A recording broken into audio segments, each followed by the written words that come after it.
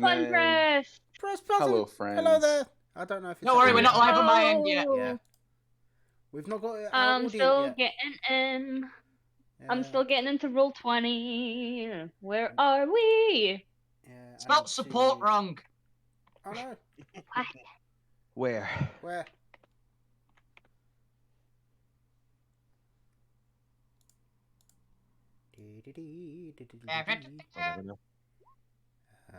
There we go. Support. World of Alterra. Yeah, that's what I'm tagging currently. Am I supposed to be in the bottom left of this page? Sure, let's go with that. I don't know. Oh, it's because we've got so many characters, you have to, like, move it all. You've shunted them. Yeah, you just move your own one across. Okay. And it'll put it back. That's what I always do. The point is here. It's like, Moving through the universe. It says brought to you by, and I'm just The there. Dyson sphere. Oh my, that one! I thought you meant a roll 20. The point is immortal. It's the point just swimming through the universe, hand raised. He's a fixed point in space and time. Oh, I good win. grief. Okay, That's Crow, very funny, there's isn't the banhammer. That's the banhammer pun. You're fine to do it now. Yeah.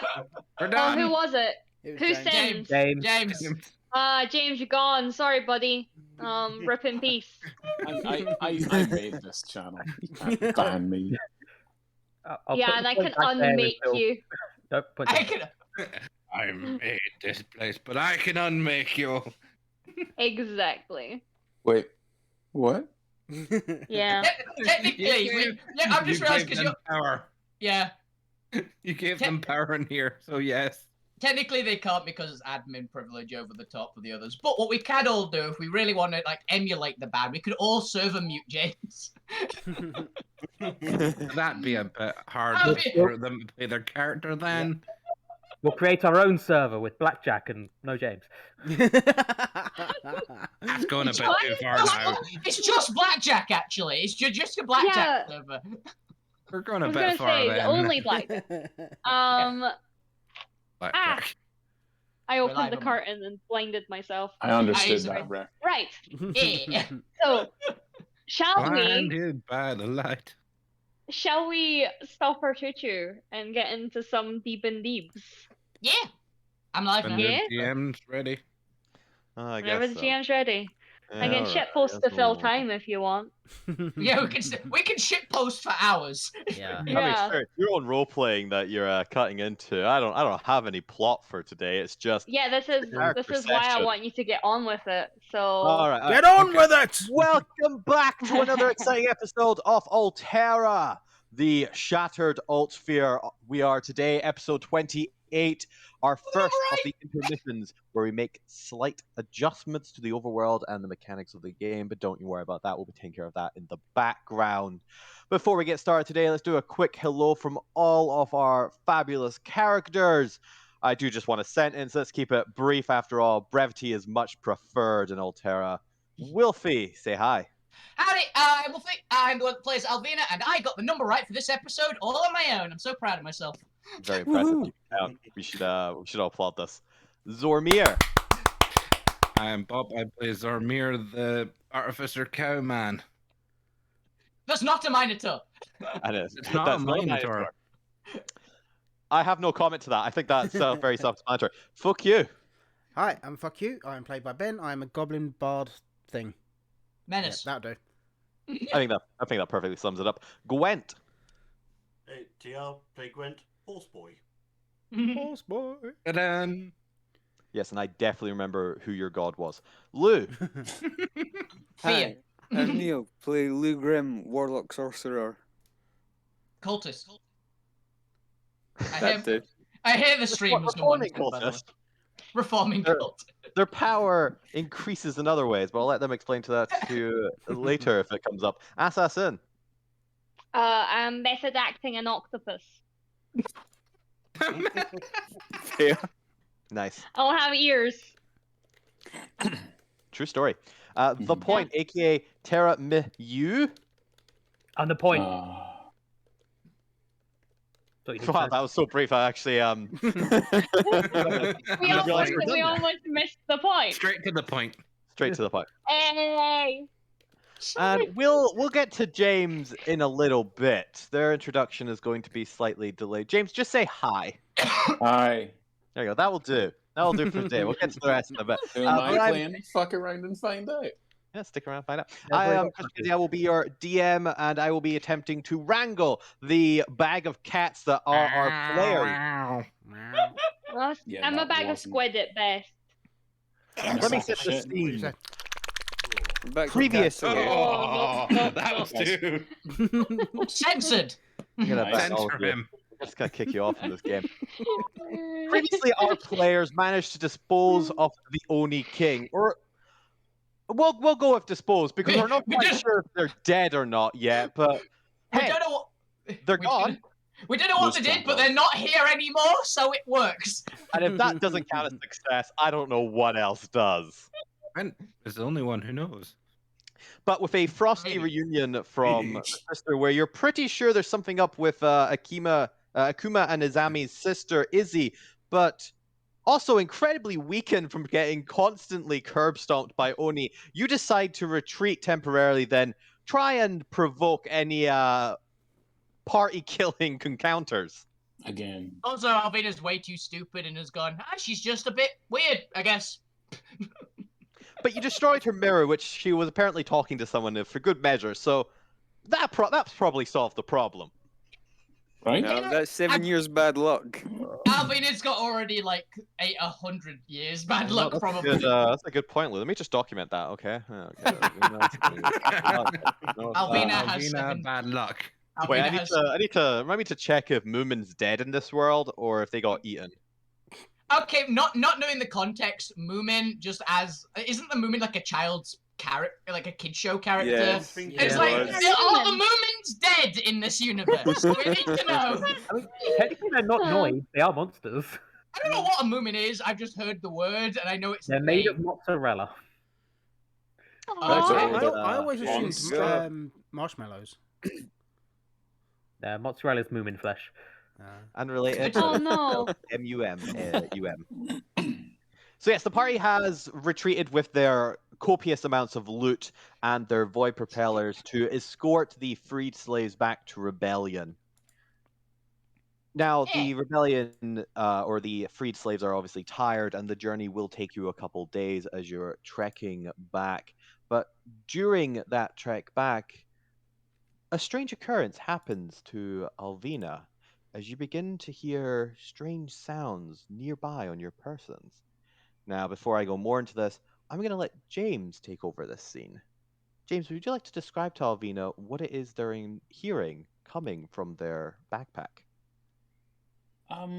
Just the occasional sort of beady beady beady beady beady, as if of like a radar transmitting the faint whirring of cogs and gears, just sort of winding down, beginning to get slower and slower.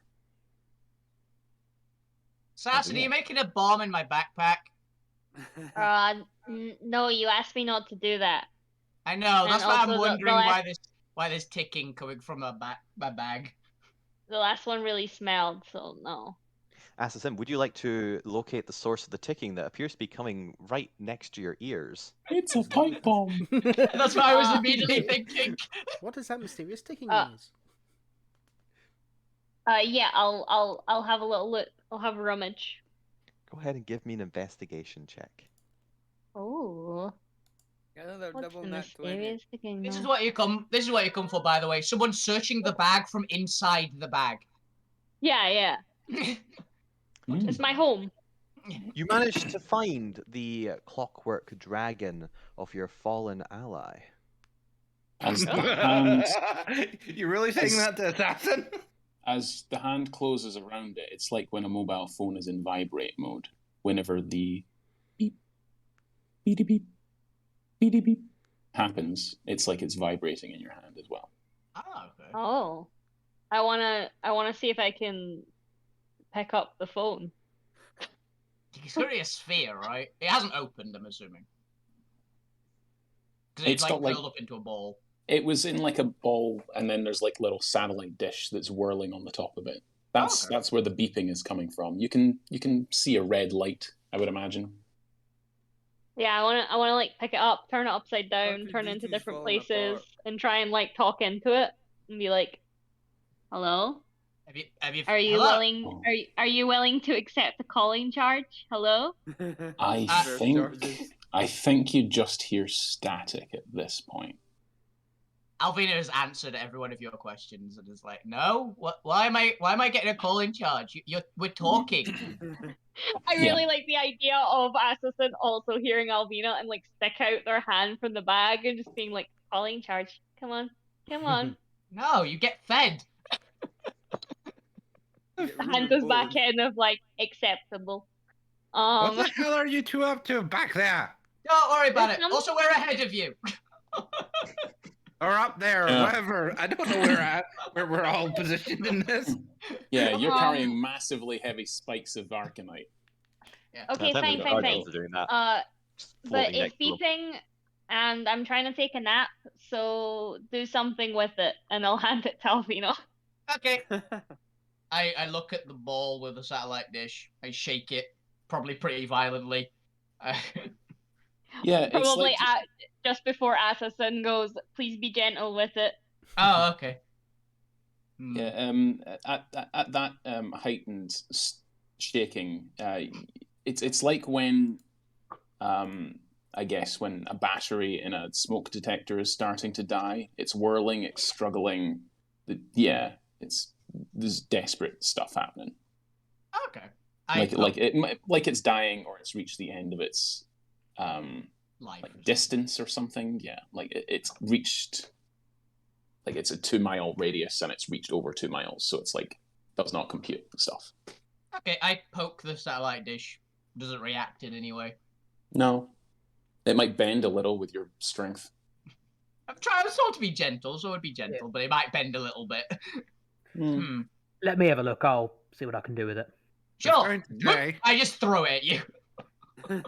I attempt to catch it. There is no change. There's no change at this point. Either way, I wanted this, so it's going in my bag now. Yeah, Alvina's like, it's beeping, it's annoying me now. But the point, go ahead and give me either an Arcana check or a Intelligence check. Basically an Arcana check. I was trying to think Arcana, if I wanted to do investigation. 21.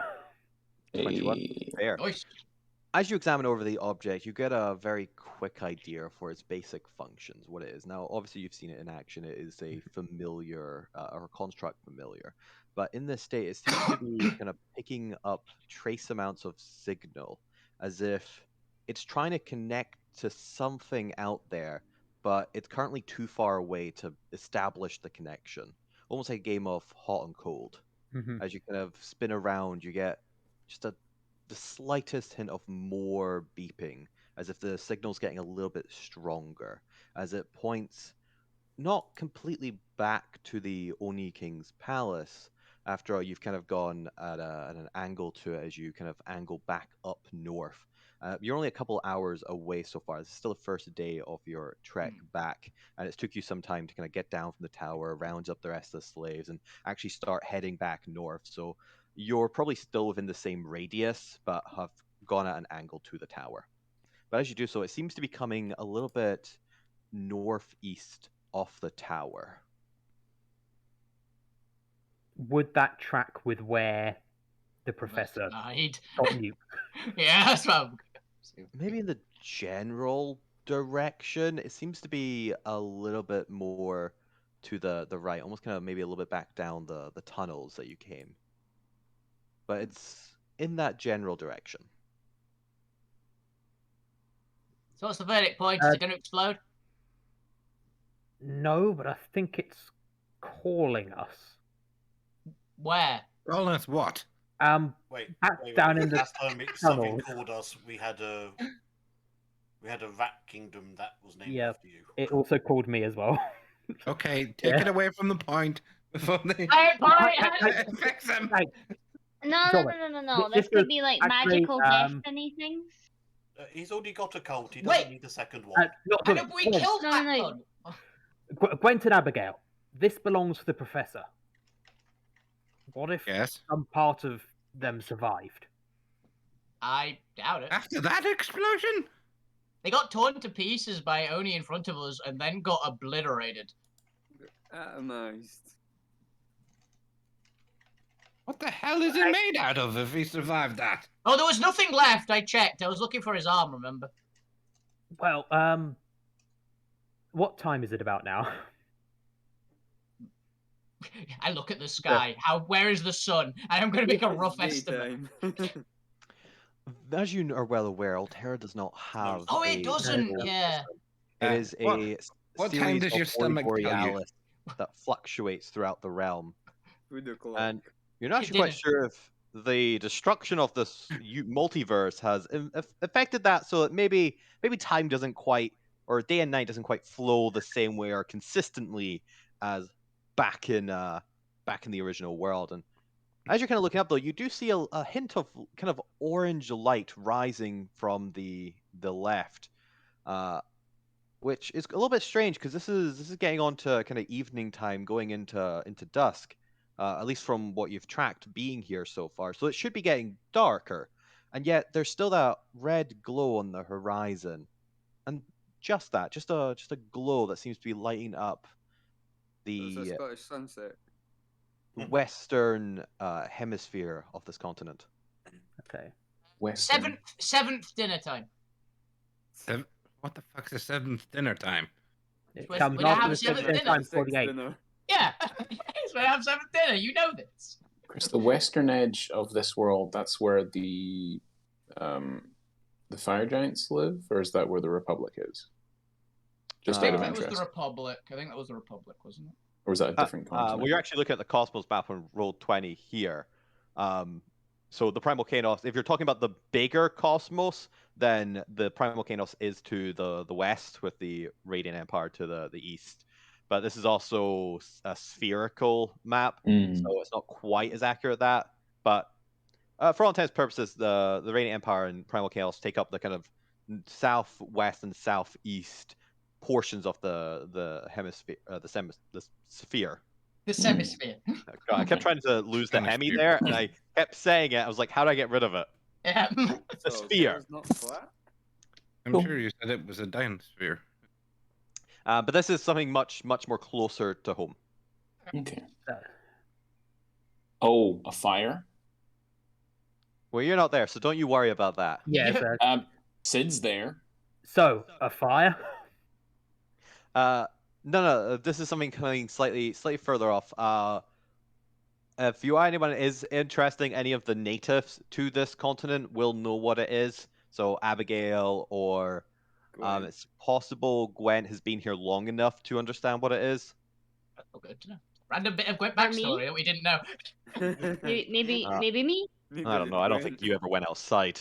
I mean, I've been on diplomatic missions. But You're in if a we cave. Show you the continent of Salvo, which is where you are. So the continent yeah, of fair. Salvo, while the main chunk of the continent is, as you see it, to the right, here, it actually has 4 orbiting islands that effectively mimic the seasons on the continent. So Ooh. Abigail informs you that what you're seeing is that you are coming into summer, and during summer is when Imic's rib is above the continent rather than under it, and it is beginning to enter its rotation above the continent, bringing upon it much hotter, more daylight-infused days. Ooh, nice. Oh, lovely. I mean, he's bloody well ribs Perfect up for a there. beach episode. I think it's a mountain that's called a rib. He was pretty big, so. Okay. But that is what's causing that soft glow, is just the beginning kind of orbit of Imix's rib into visual view of the continent's landmass. I also love the concept that at this point, possibly Alvina and Zome are so tired they've gained each other's brains. Alvina's somehow become quite intelligent and Zome's become dumb as shit. Thanks. It happened with me and Crow when we hung around at Fringe a lot. Okay. So Um, this thing's pointing to where the professor died. Well, relatively. I think it's back down in the tunnels. Oh, yeah, it was this. Wait, it's not taking you back to the bloody temple again, is it? If it is, I promise I'll turn around and come back. Will you? No, you got mind controlled last time. No. You can send someone down with me to keep an eye. Unmind control you. Yeah. You can even tie me to a Hydra if they're going to listen to me. We the Hydra. Gregor and Susie are currently towing the giant Yeah, the orb. The orb thing. They ain't going with you.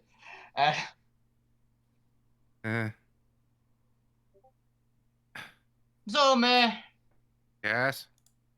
do you want to go with the point? I suppose. It's one of us is going. And do you really want me to put you in charge of someone? I suppose I'm the most sensible one here. Go with them. Go wrong. Okay. The point looks like he's going to disagree with that, but then just goes, yeah, no, that's right. It can be an artificer's day out. Let me have a look at the damn thing. I'll hand over to Zormir. I'm gonna sprinkle some of the golden arcanite dust on it, see if it'll infuse it with a bit more energy. Oh. Because I got 3 bits of golden arcanite dust. Yeah. Are we seasoning it? Are you gonna eat it? No. No, I'm seeing if there's any energy left in this. More iron in his diet. The point begins to say it's made of metal, and then realize that probably wouldn't stop. It's Alvina! What does it mean? That's just called fiber. Either goes up. I'm not made of bloody metal. I'm not convinced. As you season the in stationary rest mode robot with the gold arcanite, you can kind of see it tangling with you can see it tangling with the signal coming off it. Doesn't seem to be so much infusing into the robot as it does seem to be infusing in the signal that it's giving off and receiving. As you can see, the particles in the air almost begin to take on this glittering glow. As you can now kind of see the whatever signals this robot is giving off. You're not entirely sure. We're going to call them arcane waves for now. Ooh. Transmitting across the land as it almost seems to take on a slight snaking appearance, as you can see a golden dust trail forming in the air and kind of waving back and forth and off into the distance, as you seem to have made the radio signal, or the arcane signal for all intents and purposes, a visible spectrum. That's fun. Well done. Right. If anyone needs us, we'll be at the end of this. End of the golden arcanite trail. We'll find the wizard. I really hope James' new character is a wizard. Oh, The silence doesn't who help. knows? Fuck around and find out. James quickly scribbling stuff, being like, the golden dust road. No. One of the golden dust road. He We've respects his got character. the Tin Man. We've got the cowardly centaur. I guess that makes me the scarecrow. You're the scarecrow. I mean, Assassin's Toto. Zormir wants to go home, so. And- Is Alvina dark? Yeah, and you've got Assassin playing Toto. Oh, actually, we've got someone. Actually, Alvina is actually pretty appropriate. Alright, She murders people by throwing random objects at them. Can we move away from the concept that it has turned it? Because off we're to sea. verging on. It was with maybe. the Alterra. Yeah. We might get a One bit. top for next time. All right. Anyway, do you guys and the slaves want to camp here for the night while we go and check this out? For the Yeah, night? sure, why not? Time's weird. I It's like I am consistently in need of knowledge, so I'm gonna come. Fine, if you want. I'm not going to yeah. stop you, but Alvina might. Don't think we could. Bring her back. Alvina, please. Just the energy of if a squid could do puppy eyes. I know energy. exactly what you were going at. Does anyone else? Bring her back in one piece. Does anyone else wish to come? mean, Gwen's coming just because Zormi is going, but I am shaking my head and like going, ah, God, all the way. I Why? agree with I've you. got- I've got not- to. I've got to stay here. We'll keep an eye on the Hydras to make sure they don't eat anybody. I'm sorry, I do agree with you, Gwen, but we might as well investigate if it's not too far. Don't die. This is my request. I very rarely do. I will do my best. Gwen, if No you do anything, promises. Gwen, I- if you do anything particularly stupid, Okay, let's I'm- go.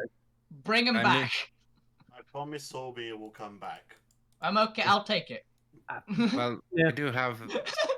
we do also have two of the Arcanite, the Golden Guardians with us. So True. I can't. Oh yeah, the second one was point, wasn't it? Yeah, you guys will be fine. we should be okay. I can tank quite a lot. I mean, the Guardian can tank quite a lot. And I can make a tank. And I To be fair, am a tank. as you split off your group and you being kind of backtracking towards this signal, you eventually discover that it's kind of going a little bit more round, a little bit away from where you'd previously dug out of the underground tunnel, as it seems to kind of be constantly recalibrating and shifting as you kind of see the line kind of almost like it's vanishing or like vector points vanishing. It's snapping slightly more tangentially towards the north as you get closer and closer, as it seems to be connecting up with points that are slightly closer than the previous point it was connected to. As you get to a point where you're kind of in the halfway point between the entrance to the underground tunnels far to your left, but the line now pointing much more to the north, and come to a choice of you can either double back to the left and re-enter the tunnel network and then follow it north, or return to your party and continue going north anyway. You can either try to follow it in the tunnels, or you can try and follow it above ground, since it does seem to be going north anywhere, and hope that you can meet up with it at a later date. Now, there are risks and benefits to both. Question is, what would the away party who are exploring this like to do?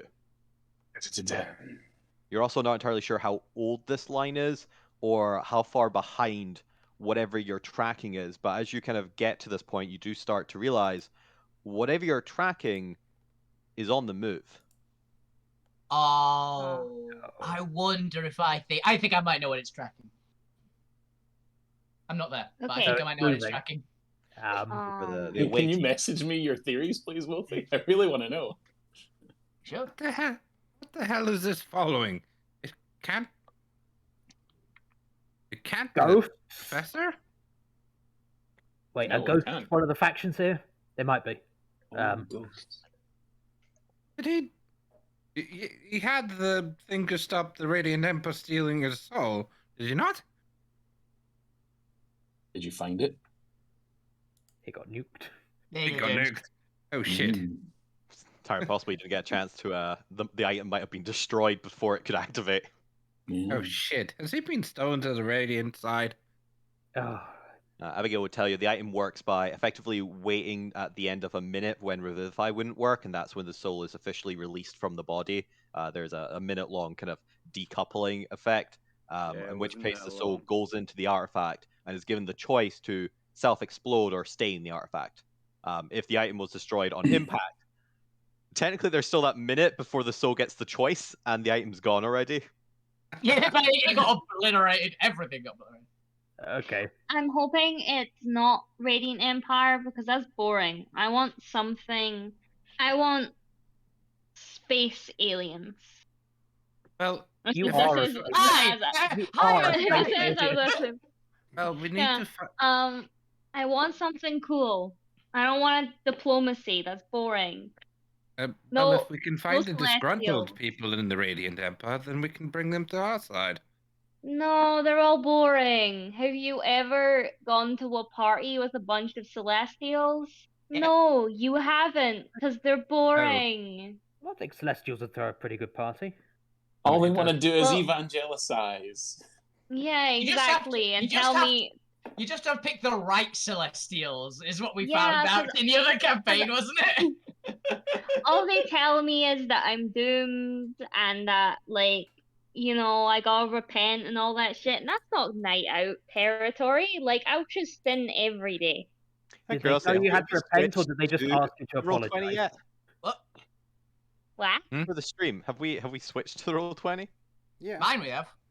Yeah, on World of Alterra, it's on the right screen. Has your stream frozen by any Yeah, chance? the- where the Frozen. I'm landfills? just still seeing the starting soon one. Oh, no, right. Oh, just refresh the page. Yeah, we're definitely on no, the we're- era It might have of- literally frozen. Iron Twitch has been Core. having some weird errors recently like that. Fascinating. So, yeah. Okay, Right. there we go. Now it's actually showing it properly. I realized I was like upgrading the map to like split the party off and do the line and everything. You just look at the stream, and go. I was like, What? come on, guys. It's like, why are we still just seeing starting soon? It's a pure theater of the mind game today. Yeah. No, I switched when we were doing intros. Yeah, apparently it just froze on me. But yes, away team B. What would you like to do? I mean, do we reconvene everyone and follow this line, or do we? If it's going to the north, it's probably better to travel with the group and find a way back down into the tunnels from the other end.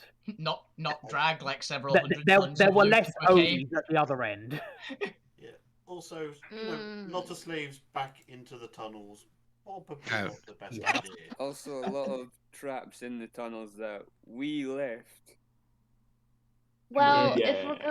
if we're gonna have to go all the way back, can someone carry me? when I have did you little get here? legs. Yeah, I've just been with you the whole time. No one wanted Yeah. anything. I'm in my own cloud of darkness. Fair enough. If you wanted to follow, that's fine. I didn't say no. But I do just really like the energy of Lou not telling anybody, but just like appearing like an ominous shadow, and just It's- everyone being like, "Oh fuck!" I didn't realize you were here. Lou Grim has the cultist step. You know, the one that you need to walk up to people just so they don't notice, so you can hand them pamphlets. It's that step. Before they see you and run away, you have to be really casual about how you walk. well, we need to head north back to the encampment anyway, so we can try and roughly follow it as best we can, but let's stay above ground. Yeah, good shout. I don't want to find any more Onis. Yes. Isn't there still a feral troll? As on the we prowl? switch back to party A, who is on watch while you guys are resting, waiting for party B to return? Be me, probably. Okay, go ahead and give me a perception check. Okay. Wait, which one of these is my character sheet again? There we go. As you're watching out, Abigail taking care of the party behind you, the Hydras having been fed. Oh yeah, it's not so good now, is it, Wolfie? Alvina's keeping an We're eye on the out. perception watch. Oh yeah, but I didn't bugger off. I'm just really keeping an eye out for the group to come back, apparently. That's what I'm going with. Stare. Yeah. As you were just glancing around, the Hydra's drawing your attention as they start to complain about being fed again, as they always do. Yeah. A couple of your guardians kind of standing nearby. You don't notice that a small herd of black stones have appeared around you. What? It just, Where's the rock friend? this is the weirdest thing, and Alvina just look probably if she's noticed, it's like, Oh no. and just not be concerned in any way. Sid About- would begin to be concerned at some point soon. A dozen of them. Just, they look to be maybe carbonite rocks of some variety. They've got that kind of black, charcoal-like surface, glossy, not glossy, mute Oh. texture to them. God, yeah, by carbonite, my brain immediately went to Star Wars carbonite, and I went, Yeah, what? me too. But, I oh, really read carbon, carbon, and then my brain continued on. Yeah, like Oh, coal, that's not coal. the word. Carbonite. That's I the thought word. Carbonite was Coal, a special type of Arcanite. For a if second what- there, I thought they yeah. were being attacked an by infusion. obsidian. If Uh, Fuck You notices one near him, he'll just pick it up and throw it away. You do Wait, so. you- It goes flinging through the sky. The rocks sit there. You're not quite sure if they weren't there a second ago, maybe. They were always there, and you just didn't notice them somehow. But a dozen -1 carbon rocks of about maybe like a melon size, a little bit bigger than your fist, smaller than a football. About a melon, just a nice little chunky mini boulder, just sitting there, doing nothing. I mean, Yeah, fuck okay. you's not that strong, so I don't know how one went flying through the air then. They're very lightweight. They're I never lighter said how than they far look. flying through the air it went. It could have just gone a foot. It's It still flew through the air. For a Yeah. sec, It smacks down in the just a foot away from you. It just sits there like a rock. second there, I thought they were being attacked by obsidian ropers. No, it's just being followed by a small, like, herd of stones. Can Sid go over to one and just sort of pick it up and examine it? I will start feeding Susie, because that's evidently what Alvina would do. You can. Go ahead and give me a nature check.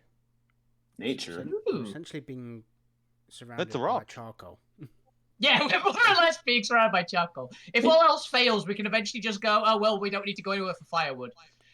I mean, I was about to try feed it to fuck you, not fuck you. So, sod off. feed it to us, just feed it!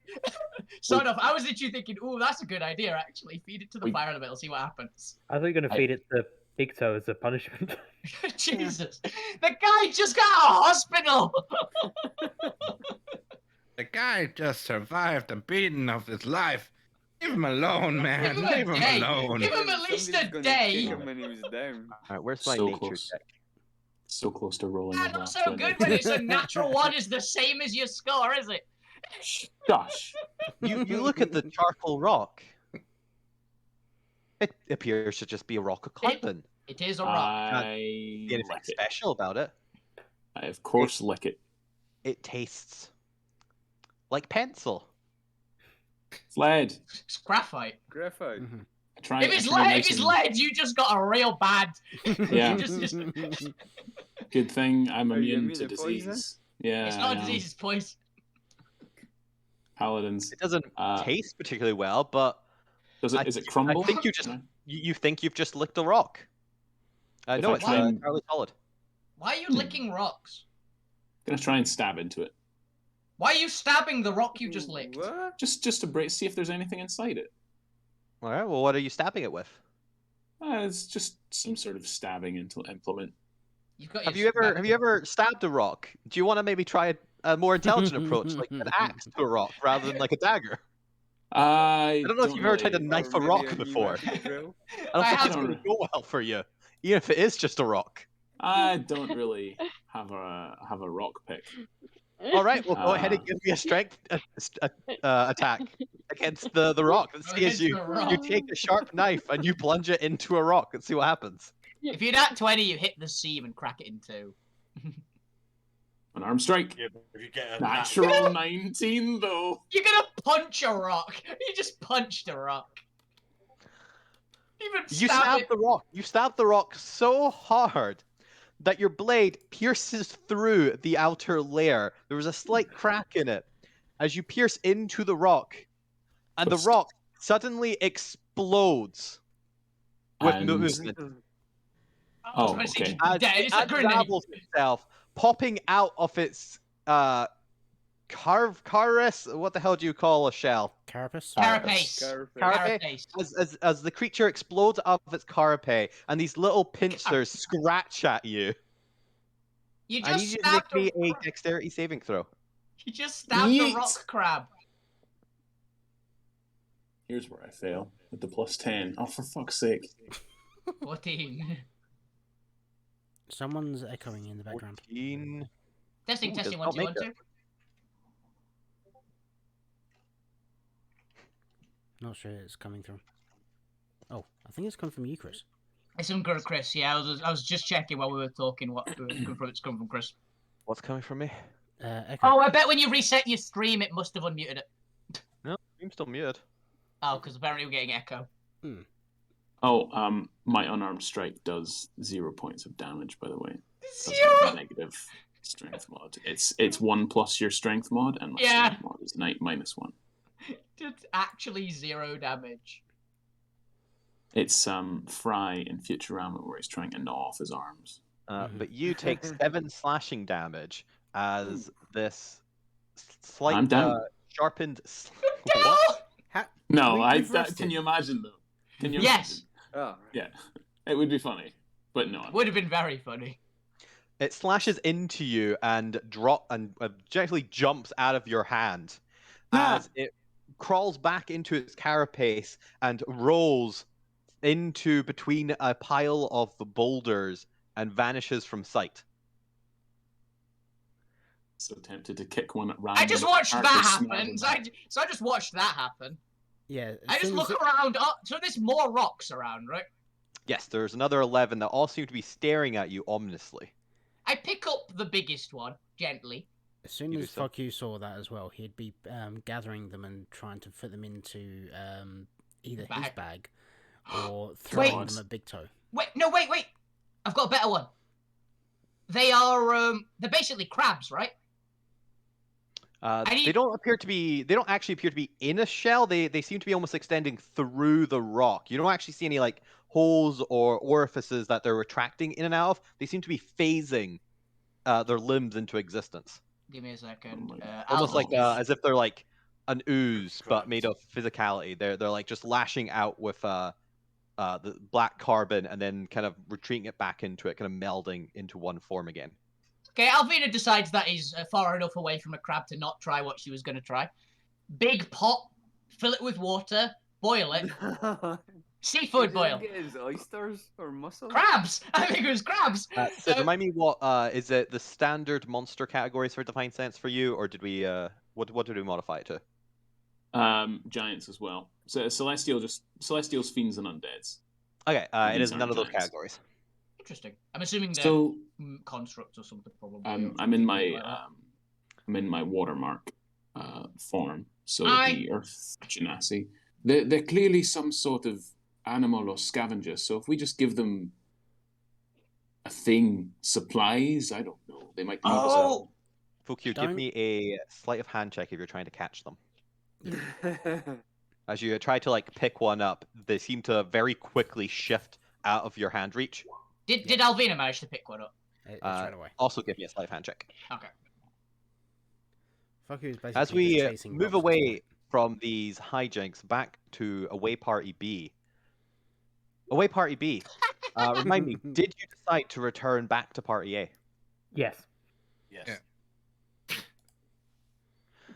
We're heading back to say that we found it's going north and we'd work together to go that way. Yeah. Just stick together since we're going that way anyway. As you are Dead coming set. back to the group, I'm gonna need one of you. Who is taking point leading back to the group? Well, who's got the? It'd be the point, because it's taking point, right? Yeah, I guess. For the ease of not having to make a There's- decision, we'd go with the joke. Yeah, the point would have been leading the way heading out here, so I guess he would lead the way going back as well. Give me a survival check as you retrace your steps back to the party. Uh-oh. Alvina's not too bothered about getting one of them. She's got a different idea what she's Okay, going to do. that's Damn, that's a stealth check. Oh, that wasn't me. That's I thought that was the point. I was like, what the hell? 20 though. Okay. Point. As you are weaving your way through the massive cliff face valley walls that constantly rise up and down, leading to the terrain off Titan Guts, you find yourself perplexed as you're absolutely confident that you're retreating your steps perfectly, and as you get to a dead end in the valley, you're sure that dead end wasn't here previously before. What would you like to do? I will knock on the dead end. Oh, bollocks. You do so. Oh, dear. Do you wear metal gloves or are you just wearing leather? No, I'm just wearing leather fingerless gloves as well. You knock it. You hear flesh hit against solid stone. Nothing happens. Eep. Huh. It's as if the entire Titan Guts valleys have shifted around while you weren't paying attention. Why have you taken to us dead end? This wall wasn't here before. This mountain wasn't here. Call yourself a dwarf. Ben, This have you mount- seen anything like this before? It's like he says, he swears this is the same route. Abby, Why would the thing Abby's with move? me. Following the Abby's point. with me. I'm asking Gwen as a person native to here if they maybe seen anything like that. So I mean, I assume the point just took us down the wrong way, surely. no, this is definitely the right way. I'm I'm good with directions, especially in tunnels. Locate object about on Alvina's weapon. Yeah, the sword. Flashy sword. You do so. God, what the hell was the distance of this? So it was like you're in the same 1,000 feet. square. No, I know the distance of that. I'm trying to measure out Titan Guts. Yeah, how far is the dead end away from us? I'm gonna say for the sake of you were on your way back when this happened, just because the area you're going to had less of the walls. That's within 1,000 feet. Alvina seems to be 1,000 feet in the direction that appears to be directly on the opposite side of this wall. For note, this wall is about maybe 80 feet tall. We're going the right way, but looks like we just took the wrong path, maybe? Wrong corner. okay. Well, look both directions. Is there any? Is the wall stretching out both directions? Yes, you're at the end of a valley, so the wall goes back to the left and right as you are effectively in a U shape. You'd have to double back to get out of the U shape, and almost like a labyrinth trying to work your way through the valleys. Or we could go up and over. Gwen, Have 7 years later. Have you considered going the right way? This is the right way. Yeah, but there's a wall. Walls generally aren't the right way. Walls. So whatever you're doing, do the other thing. We could fly over with agree, Yeah. I tend to agree, but since we have two guardians here, we can just easily fly over. I mean, that's also an option. Guardians are just here. I mean, if they're in that direction and this wall's in the way, just use go by what we air. have. Fly. Sorry, Why yeah. were you walking this entire time? Because we didn't think it was going to be too far. And we didn't see a mountain to shift up in our way. The mountain didn't get in the way. I don't know. I don't like going up in the air. It makes me feel queasy. You live in a bag that is up in the air. Yeah, but that's still affected by gravity. I love how you're just having the conversation. Who are you talking to? Oh, it doesn't matter. Just hear Alvina sometimes. Yeah. He's always with us. I just imagine sometimes what she'd say. Yeah. The point we're trying to say, will a bag help? Yeah. Can you put me in a bag? It's a coping mechanism. Oh. Coping Yeah. mechanism. Coping bag. It's comfort bags. I'll pull this collapsible metal bag out of my backpack and open it up for assassins. Collapsible metal bag, a cage. A basket. I really like the idea of it being perfectly square shaped, and that's as I'm sinking into it like a perfect cube. Yeah. Get the pillows in there. Yeah, it's clearly not finished, but it works. Very happy. Everyone comfortable? Everyone ready to go? Yes. Just tell me when it's over. All right. Well, Party B prepares themselves to fly over the wall. We return back to Party A as Alvina and Fukyu fail to grasp any of the objects. Sid is stealthing up on one. Oh, Apparently, sorry. it's the same modifier for sleight of hand. So. Yeah, it was meant to be like I was yeeting one in their direction so they could catch them. I have to have it scratch at you again. You do so. You try to get your hand under it and just kind of almost very quickly, almost like a hawk coal, not touch it as much as possible. Just kind of flick it over in the direction of who would you like to flick it in the direction of? Well, fuck you's running around with his bag open like he's Rocky catching chickens. Obi! So, Gotcha, yeah. so fuck you is fine.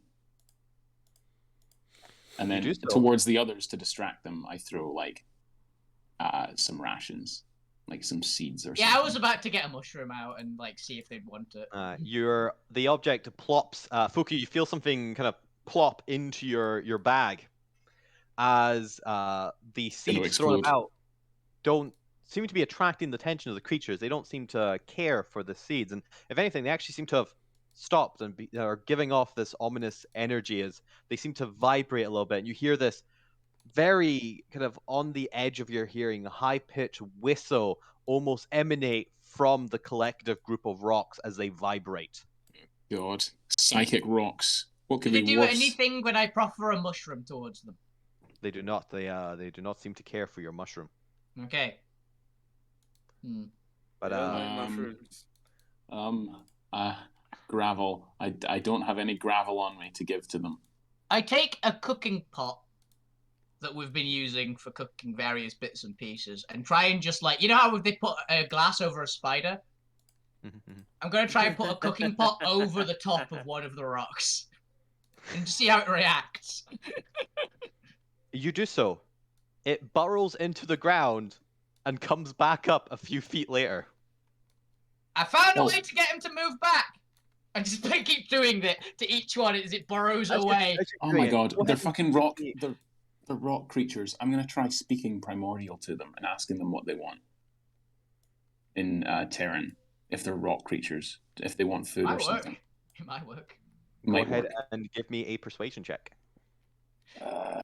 This is what you come here for, watching these Alterra games, by the way. We are having a diplomatic conversation with small rock crabs. So I wouldn't have it any other Dirty way. 20. Ooh. All hail the paladin. Interesting. Suddenly the Not noise even proficient in ceases as the closest of the rock creatures does a series of vibrations and almost thuds itself against the ground in a dialect that you know to be Terran. Yeah. A mix of clicks and bashing, almost drumming. Good thing I'm in my Earth Genasi form. I grind my teeth together and then punch the ground a few times to You do the reply. hacker. You do the hacker. Yeah. You learn that the geonids, as they are called, were Professor knew curious about these and things. fascinated by your group and came to explore and watch, and now you're stealing one of their siblings. Fuck you, They're maybe very empty that. distressed by this, and they are calling for their mother. Oh, fuck you, empty that one out now, because there's a bigger... There's a bigger one coming. No, fuck it's you, mine maybe now. empty that one out. It's mine now. Fuck you, I am going to... Alvina, there's a much larger one coming. We should think of the slaves, yes, As you please? discuss this, we turn back to Party B, as you are flying above the wall now, being lifted up by the joint power of your guardians, flying you over, as suddenly you see a flock of what appear to be kind of more scraggly, thin gargoyles in the distance take flight, as the valleys themselves seem to shake to the north, as if something very large is moving in the direction of you and Party A. As you kind of get over the top of the crest of mountains and start coming down, you can see Party A just a short distance away. Most of the party kind of resting, some of the slaves kind of watching a commotion to the north. As you can see your allies in the center of that commotion. What trouble have they gotten themselves into now? Who wants to bet on whether it was Alvina or fuck you? Wasn't either of us. I'm taking odds of 3-1 being Alvina. Anyone? Any takers? I'll give you a goal for fuck you. Right, great. Alvina is now that she knows they're intelligent and aren't just rocks. She's gonna basically like you know how like when a cat is like a bit cautious towards you, and you put your hand out to let it like sniff it. I'm basically doing that. She's like crouched down, put her hand out, palm up towards the rocks. I'm gonna wrangle the slaves and start. I have gold on the goblin. Moving. The parties at this point can re-emerge or re-emerge. getting the slaves in gear and starting them moving away from the rumbling. At this What point, did you can feel a do? Who couple did you upset? And vibration. what the hell is going on? Earthquake through the ground. Oh, we're being talked at by curious rocks.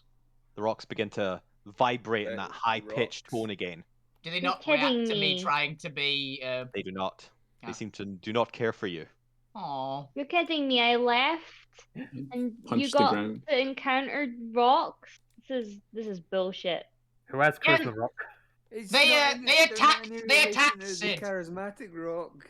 Sid tried to stab one and they attacked him, and now they're scared. Oh, Oh, shit. yeah. Can I Damn it. take out charisma rock and place my them gosh. down next to them and just Eat like it. look It could be and just be family. like, Oh gosh. friend. This is Right? one of two things. They're either gonna eat it or take a severe amount of offense.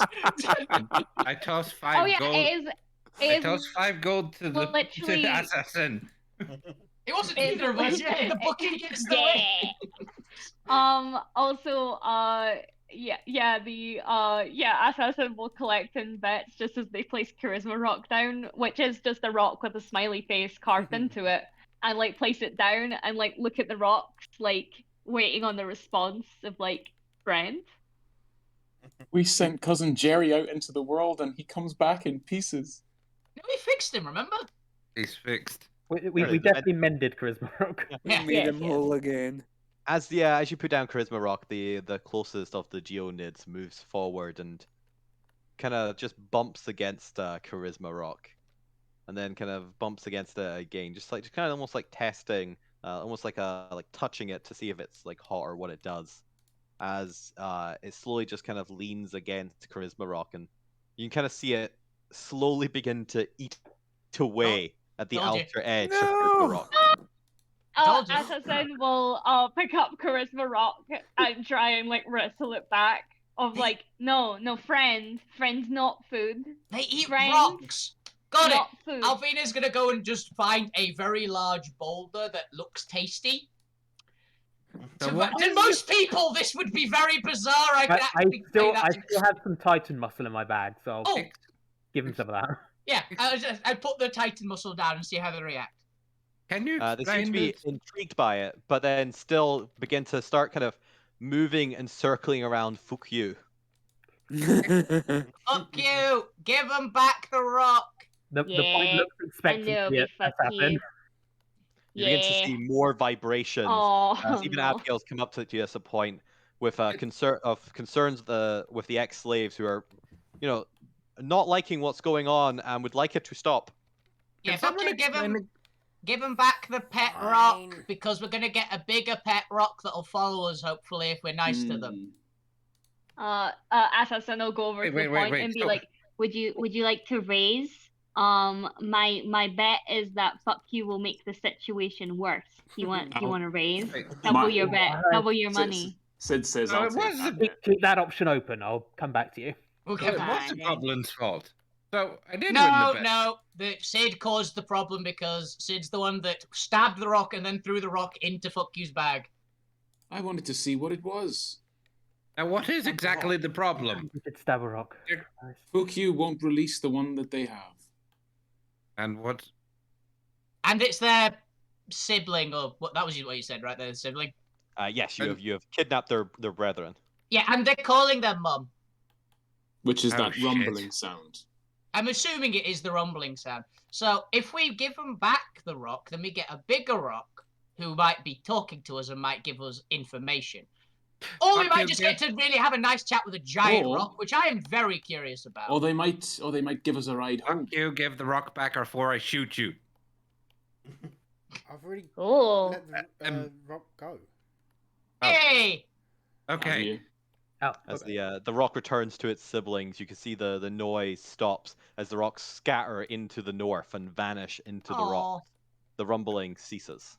I'm Damn it! sorry. I'm sorry, but there was a mountain that moved in the way of the path. I know, What? but they didn't have. They could have at least. Told you it was eaten. the right way. They could have at least eaten. oh, dang. Yeah. Wait, how do you spell? And I asked it. How do you write food for apology in Terran? or whatever language you were speaking, because I mean, we definitely wouldn't know that. Whatever language you were just talk to them with, how do you write Blue, that? yellow, green. 3. I'm pretty sure it doesn't have a written component. Well, it Assassin does. does read all languages. Terran doesn't have a written component. Doesn't it? No. It does not. The elemental languages don't have written components. If it's primordial has a written component.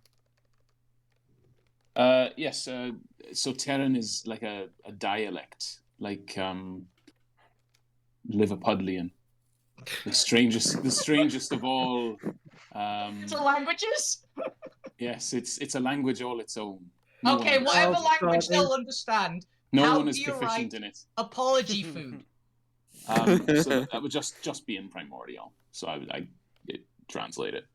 Okay, you get it written apology food with just a circle and one of the bits of Titan muscle just in the middle of it.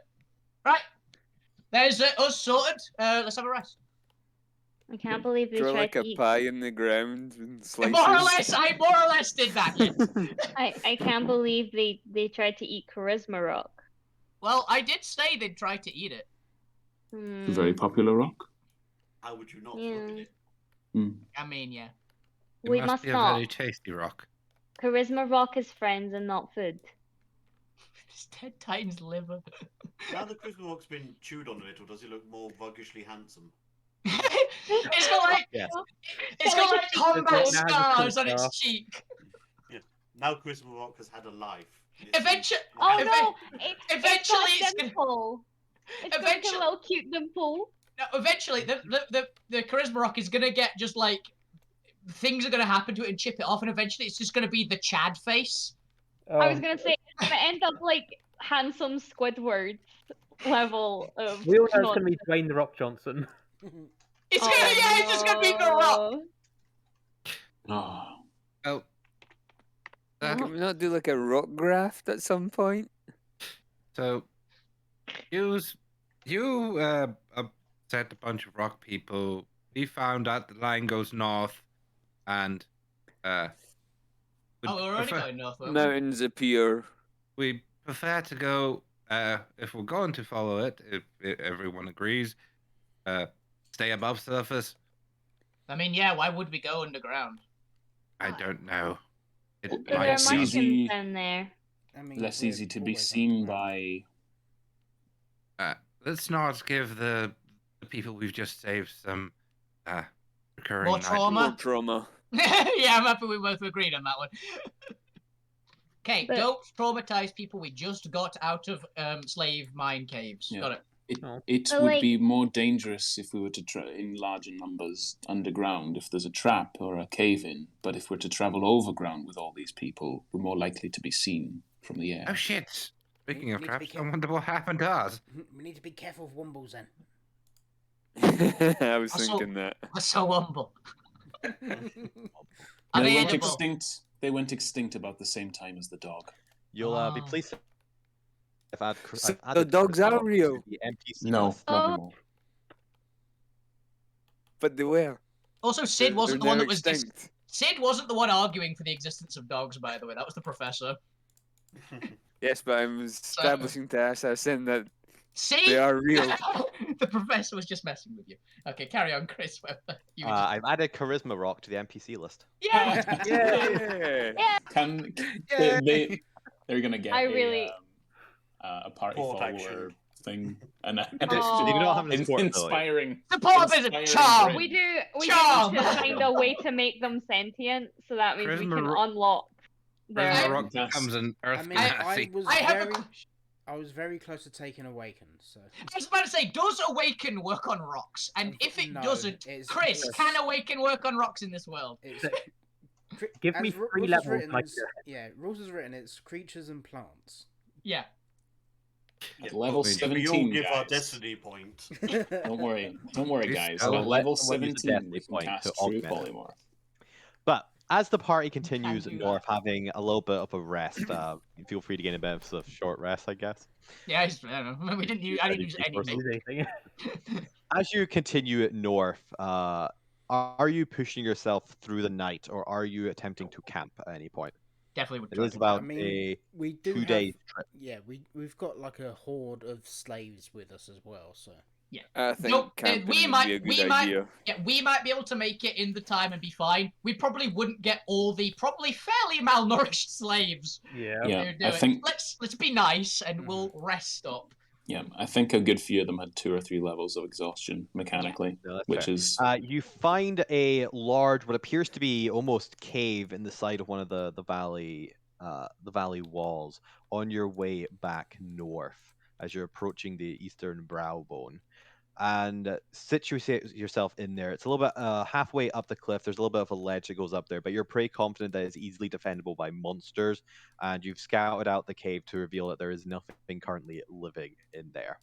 As you set up your watch to keep guard over the party, you look out onto an expanse of the eastern Titan guts from your vantage point, and you can see 3 massive, approximately about a couple 1,000 feet in diameter holes situated among this vast, kind of more smoothed out terrain with less high peak mountains and more small rises and hills throughout. And as you're watching this, you see moving among the open rock plain in between these 3 massive crater holes in the ground, just small black dots on the horizon, just constantly moving here and there. And occasionally you see something that, from your distance, looks to be almost a marble moving across the horizon until one of the more intelligent members of the party, or more wise members of the party, realizes that at that distance, that would have to be a mountain-sized rock rolling across the horizon. I'm assuming there's still all the little black dots that are walking around are still like that from Alvina's eyes as well. Yes, you're able to make out much more detail, and you can see that there are vast herds of these small carbon rocks roaming the guts territory that you see before you. You also recognize the landscape, or at least those who did their view of Junior. These are the 3 crater holes, one of which Junior descended through. Ah, we got told about. I think Alvina got told about them. Doesn't know what it is. Yeah, I can't remember. I think Alvina, it was Fukyu that cast What the do spell. your elf eyes see? Yeah. So you recognize this terrain as this is the terrain that Junior disappeared down into, and that these massive craters give way to tunnels that lead deep into Titan's guts. But yes, that is what you see as you take watch. Is there anything the party would like to do during effectively long rest or during their watch? Yes, actually, Alvina would like to do something, but I need to look up the exact rules and how it works. So if anyone wants to take something quickly first, go for it. Let me go quickly in order. Zormir. I suppose I'll cast create food and water for this. Yeah, So I feed some the Very hungry people. Yeah, Alvina would Hungry also be people. doing cooking stuff for him as well. So Is given. Fukyu.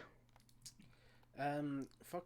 If we've come across these craters, fuck you would look into them and see if we can like see any tracks or anything going through it. Remember, you guys are up on like a mountain cliffside, right, looking right, over right, this right. vast valley plains. The giant craters are in the plains, and they're so big you can easily see them from this distance. Gotcha, right. But you're looking off at like a plain, like a half a day's travel away, or Gotcha. looking down at a plain. In And that basically, you're looking at this segment of the map here. question: There is a. I'm assuming that is there like a little section just in front of the cave, like a little area that's basically outdoors but still like on the same level as the cave. Yeah, there's a little Cool. landing platform where the ledge runs up to. Yeah, that's what I needed to know essentially for what I'm going to try. So All right, we'll come back to that in a second. Gwent, anything you want to do during the long rest? Just gonna. This is mostly burn all my- flavor. Or... Yeah, just gonna burn all my spells to heal up as many people as I can, and then go to sleep. Sounds great. Lugrim? Just chill a little bit before I try and get a good night's sleep. Just relax before trying to get a good night's sleep. No, that's fair. Assassin? I will be trying to convince Squidge to bring Charisma Rock to life, unsuccessfully, because Squidge doesn't know how, but Atherton is just determined that they're just refusing to. And it's just like, no, I'm not going to replace you, and just Squidge shrugging their shoulders essentially. And then we'll eventually huff and settle down for the night. That's fair. Sid? Nothing. All right, point. Acoustic campfire songs to keep up morale. That's perfect. Amazing. And Or like Kumbaya. Wolfie, what was your thing? Alvin wants to commune with nature. Ooh, nice. That's why I was like checking there's a platform outside because it's 3 miles if Yeah, I do it outside a cave. I didn't actually say what I was wanting to do. Fucky was gonna find Big Toe's shoes and fill them with gravel. You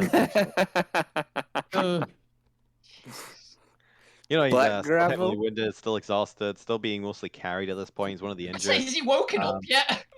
Not properly. Occasionally, the three of them kind of stumble awake to get like food and nutrition, but they are being carried along some of the sick of the slaves Yeah. by the That's more healthy.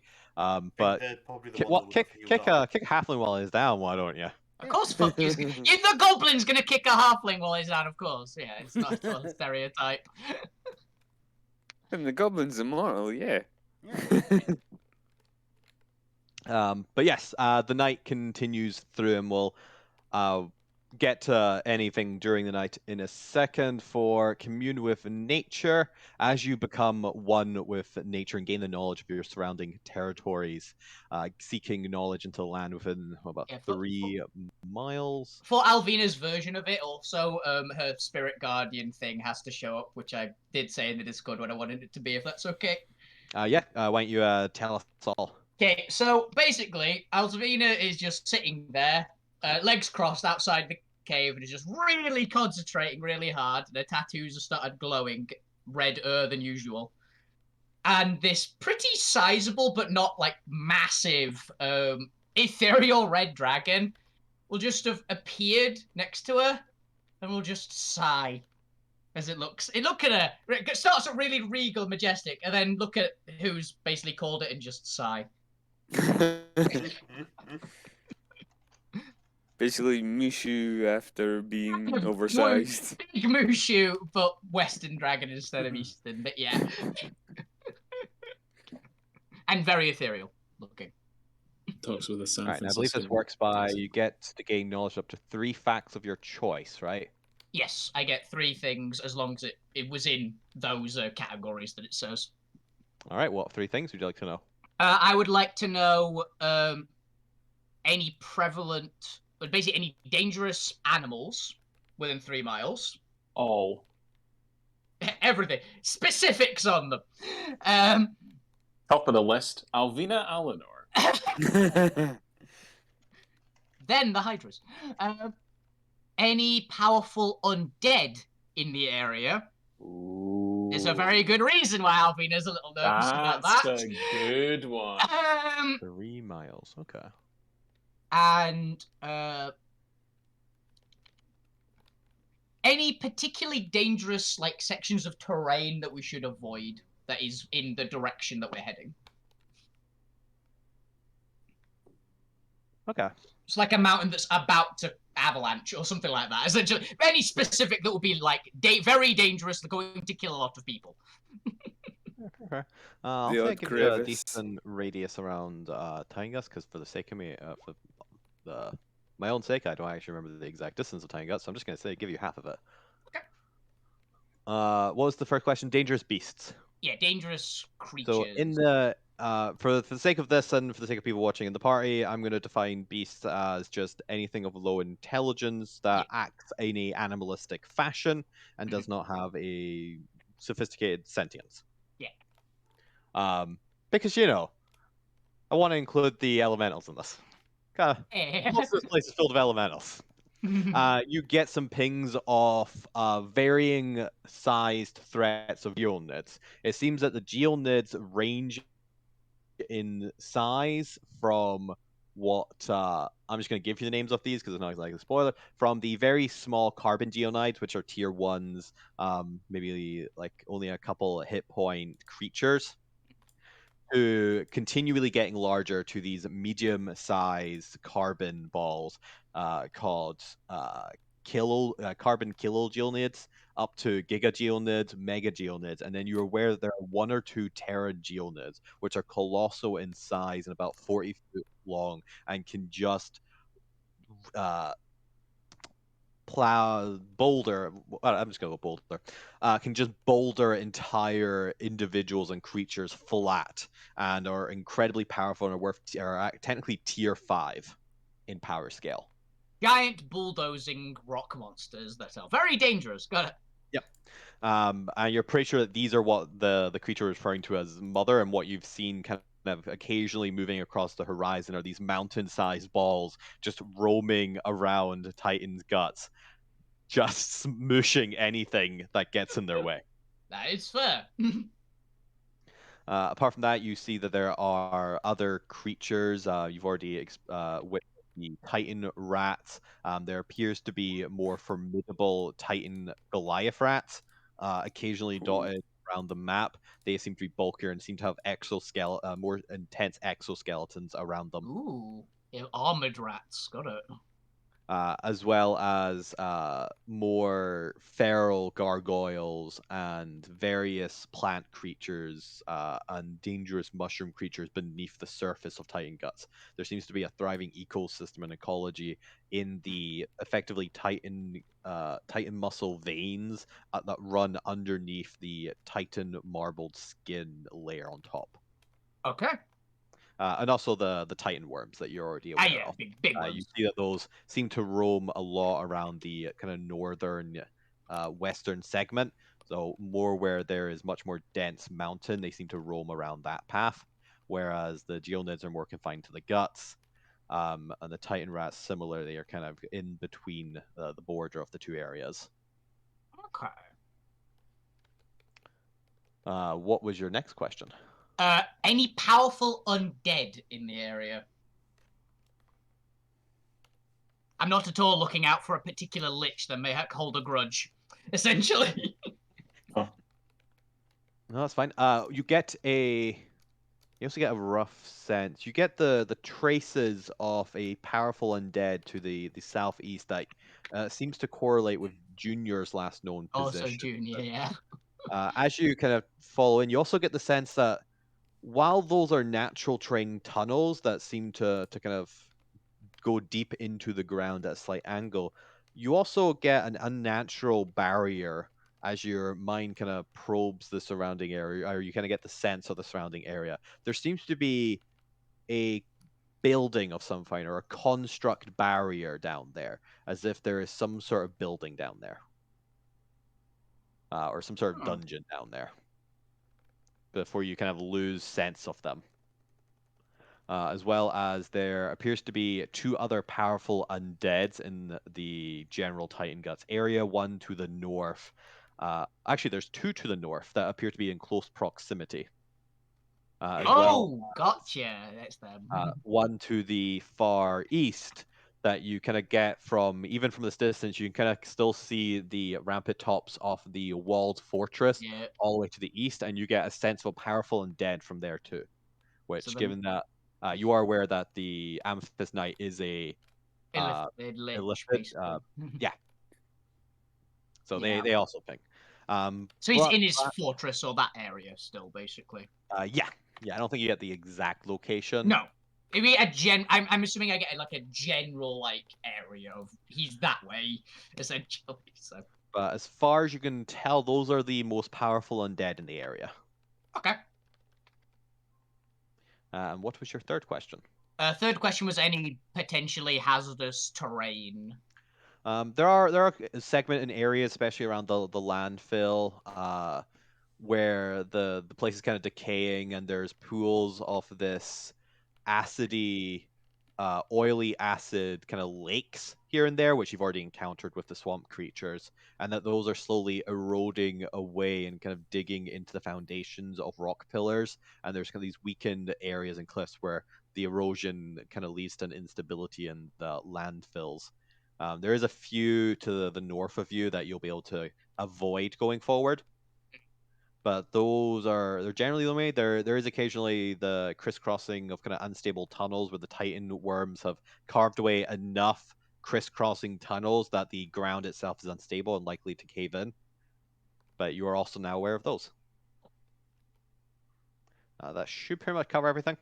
Yeah, that's pretty much what I was wanting. So, All right. I Your thank dragon thank expresses this knowledge in their usual demeanor. Yeah, slightly tired, but very helpful, but slightly tired. You might have to explain it once or twice each, but yeah. I thank it very much. All right. I believe that's you. So yes, the party takes their turns doing watch through the night. As you do so, two of you, I believe it's two of you. Yeah, two of you get some slightly vague dreams during the night. The first, of course, is Lou Grimm. You can feel a swirling of energy around you as you appear to be in a multicolored rainbow landscape swirling with chaotic energy as you're... Lou just Yes. said be right back, by the way. Oh, Of yeah, course, he's back. Nice! I just... Come in Lou, here. as you're dreaming of the magical chaos of the world around you. You're in your rainbow landscape as you can feel your connection to energy strengthening, as your connection to the ethereal and your connection to the Republic begins to weaken. Your connection to control begins to give way to your new chaotic powers. You can kind of feel a sense of a creature watching you, of control's presence, keeping tabs on you from a distance, still not directly interacting with you, still keeping away from you after your last encounter with them, but always watching, always keeping in the know. As we move to Alvina, while you are meditating during the night, you too occasionally get flashes of memories entering your meditative state that aren't your own. Images and glimpses of being on top of this high tech, almost Spartan ship, seeing your mind flayer comrades and allies around you in their Spartan armor with their with their antimatter rifles on hand. As you plunge towards a wave of crystal dragons emanating from the rainbow wall as segments of it open up, and occasionally you flash to mid-battle while all around you can hear screams of your comrade as you clash against the crystal dragons, doing all that you can to keep them at bay. You can feel the adrenaline in the air, something that you're not unfamiliar with. And occasionally you sense more at the back of your head. There's a purpose, not just a desire to be triumphant, not just the regular emotions that you're used to in battle of wanting victory, of wanting to defeat the enemy, of wanting to crush them, but also a longing to protect something, someone back home, as you fight against the rainbow dragons. That's And actually then, Okay, I thought you'd finish that, so probably just I keep was going. going to say, and then they kind of intersperse with your other memories as you go through your meditative state. I was going to ask, did Fuck You mention the weird Fae thing that says Nope. it wants to find a way to talk to Alvina? Or would you have kept that to yourself? He's not mentioned it yet. He's Cool. Yeah, not because really I thought would about it have done since. something or tried to do something if you had mentioned it, but you haven't, so it's fine. As the party successfully completes the long rest, you come upon the morning. All throughout the night, there was still a slight red glow in the night. It wasn't as dark as your previous nights here. And as you come into the morning again, there's that kind of soft backing light to the day's Aurora Borealis as it strengthens in the sky, and you begin to continue on your trek and journey back to Salvage. Yeah. Is there anything anyone would like to do or say before we effectively skip forward to the next day and a half travel and arrive in Salvage the next day? Alvina will basically direct them that this area is dangerous, like... directing basically, don't go these routes. I had a chat with an old friend, and they said, don't go this way. How many old friends have you got here? She wasn't hiding the fact that she literally talked to a spirit dragon outside the door. Okay, fair. So, you saw her do it, so she'd just say that as a way of explaining away what the fuck just happened. Yeah, weird spirit. The red blinking light on the clockwork dragon would have been blinking in red light all night, unless someone had it in their bag. Just so you're aware. You would have had to muffle it slightly as well. I've got plenty of wool from the wool room. Yeah, I was about to say, either the point muffled it or Alvina smashed it. Before we get back to salvage, if we pass close by to where that's kind of indicating, I'd kind of stop the party and tell them, but otherwise, yeah, back to salvage. Yes, that continues forward. Actually, you're getting a little bit concerned that you think it might be heading to salvage. Ooh, that's okay. And you begin to quicken your pace at the last leg. Yeah, but as you seem to get closer as well, the battery is clearly dying as well, so it's getting weaker and weaker and fainter as you go. Okay. If you bring that up, by the way, Alvina has an idea which might power it a little more if it's battery, because she's also stupid and she has no idea if it'd work or not. Oh, you're going to throw a couple of lemons out. I was going to say red Arcanite dust, see if that powers it a little bit more, but it might just detonate it. Just you know what? Try it. I've thought of that actually. I thought you might try something like that, so I have thought of it. Yeah, Alvina doesn't know if it's running out of battery, so if the point brings it up, then she would. But I'd bring it up to Zormir. Yeah, I was about to say, would you bring it up to Alvina? So if Alvina happens to be in earshot when that happens, probably not a terrible odds. I imagine Zormir is usually near the front with Alvina, so I've got. If it needs a power, didn't this stuff work to power the red Arcanite? Used to power the golem thing. It might help. Worth a shot. Wait, what? Does it work like that? What kind of Arcanite are we trying to use here? The stuff in my bag. Where do you think we get this Arcanite from? It's in the bag. It's in the pouch.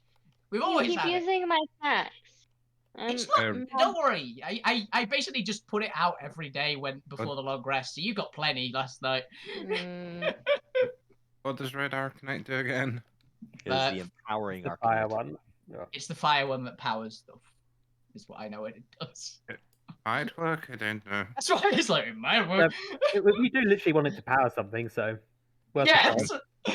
I mean, I have energy cells that I use for my weapon, but I don't know if it could hook up to it very well. I take a huge handful and just. How huge?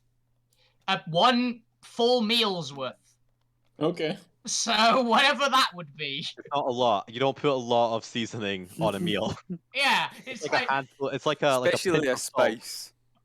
Yeah, it's enough for a meal essentially. It's like, I don't know what it counts as. It's very non-specific. It is a teaspoon of salt.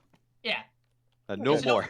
Yeah, it's enough to explode a small slime if it eats it. That's what we know.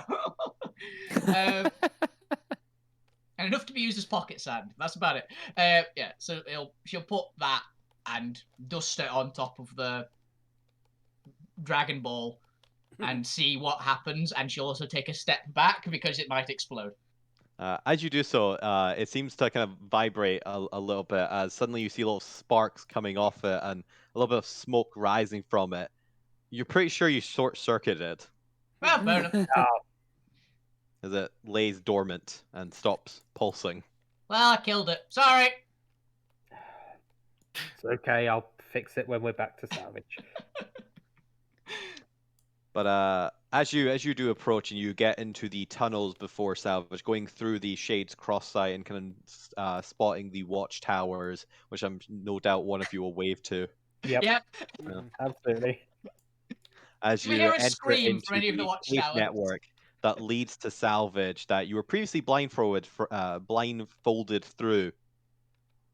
Or in Alvina's case, held her hands Hands over over her the eyes. eyes. Abigail easily leads your way through this. She's been through 100 times and knows how to traverse the cave system and avoid the various traps the rebellion have put in place to deter anyone.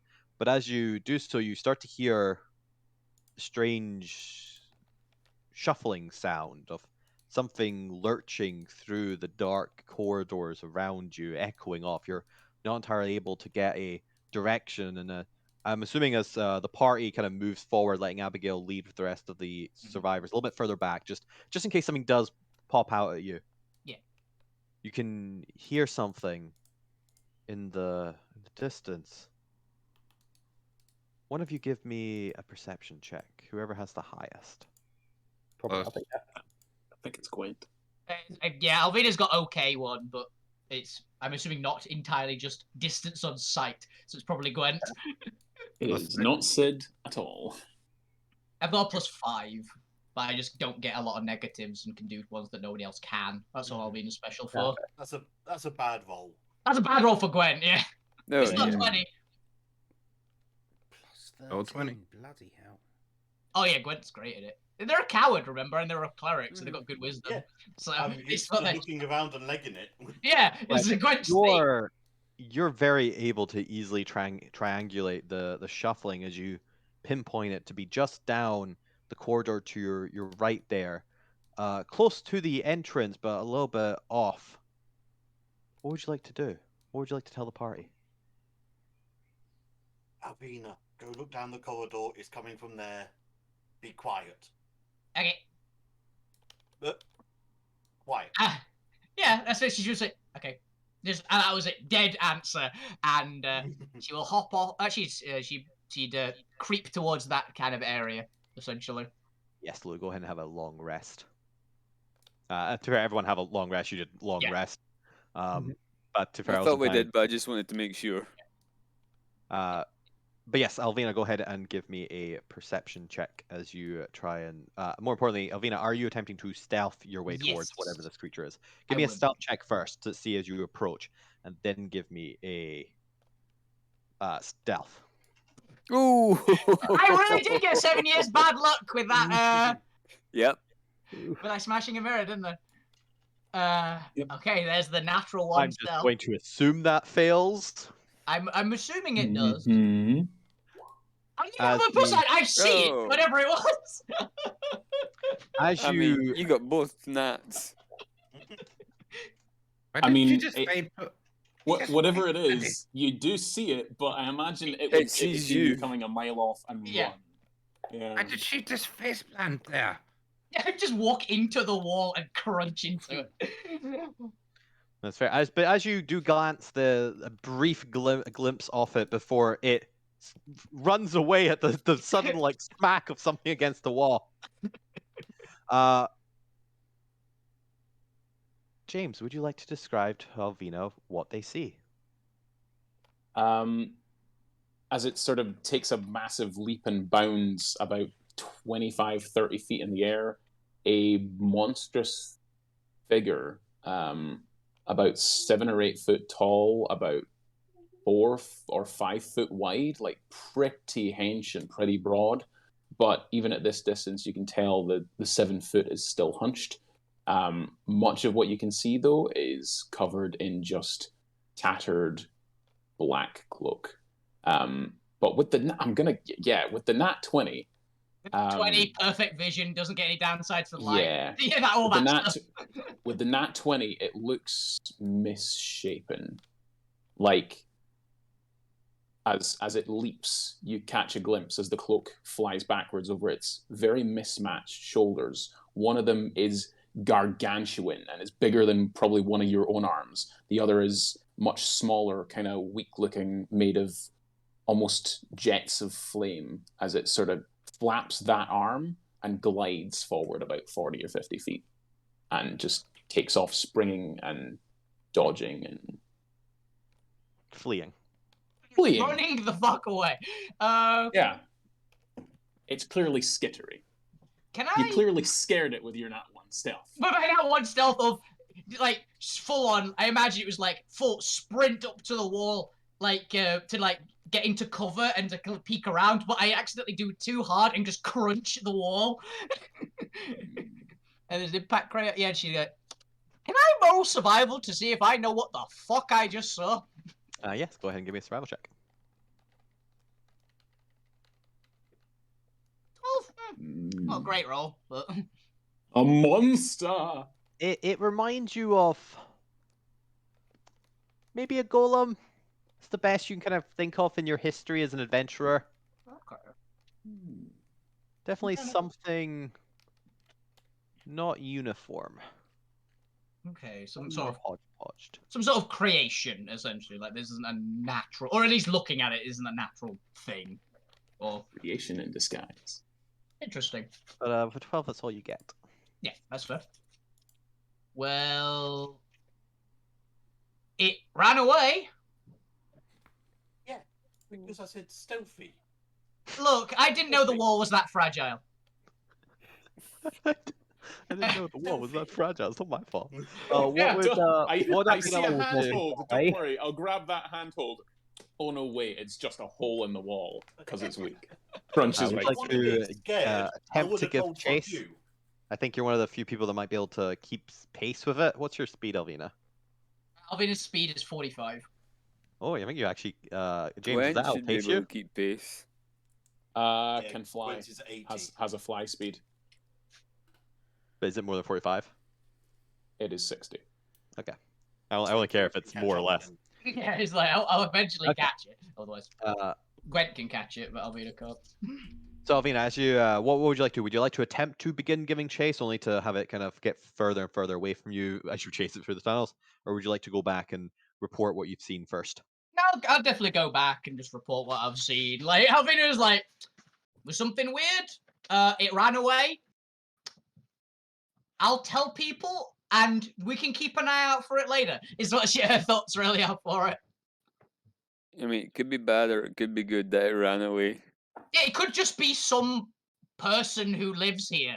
Is Alvina's though? I don't know. I didn't meet everyone in the rebellion. It could genuinely just be a person. If it's not a person, they'll want to know.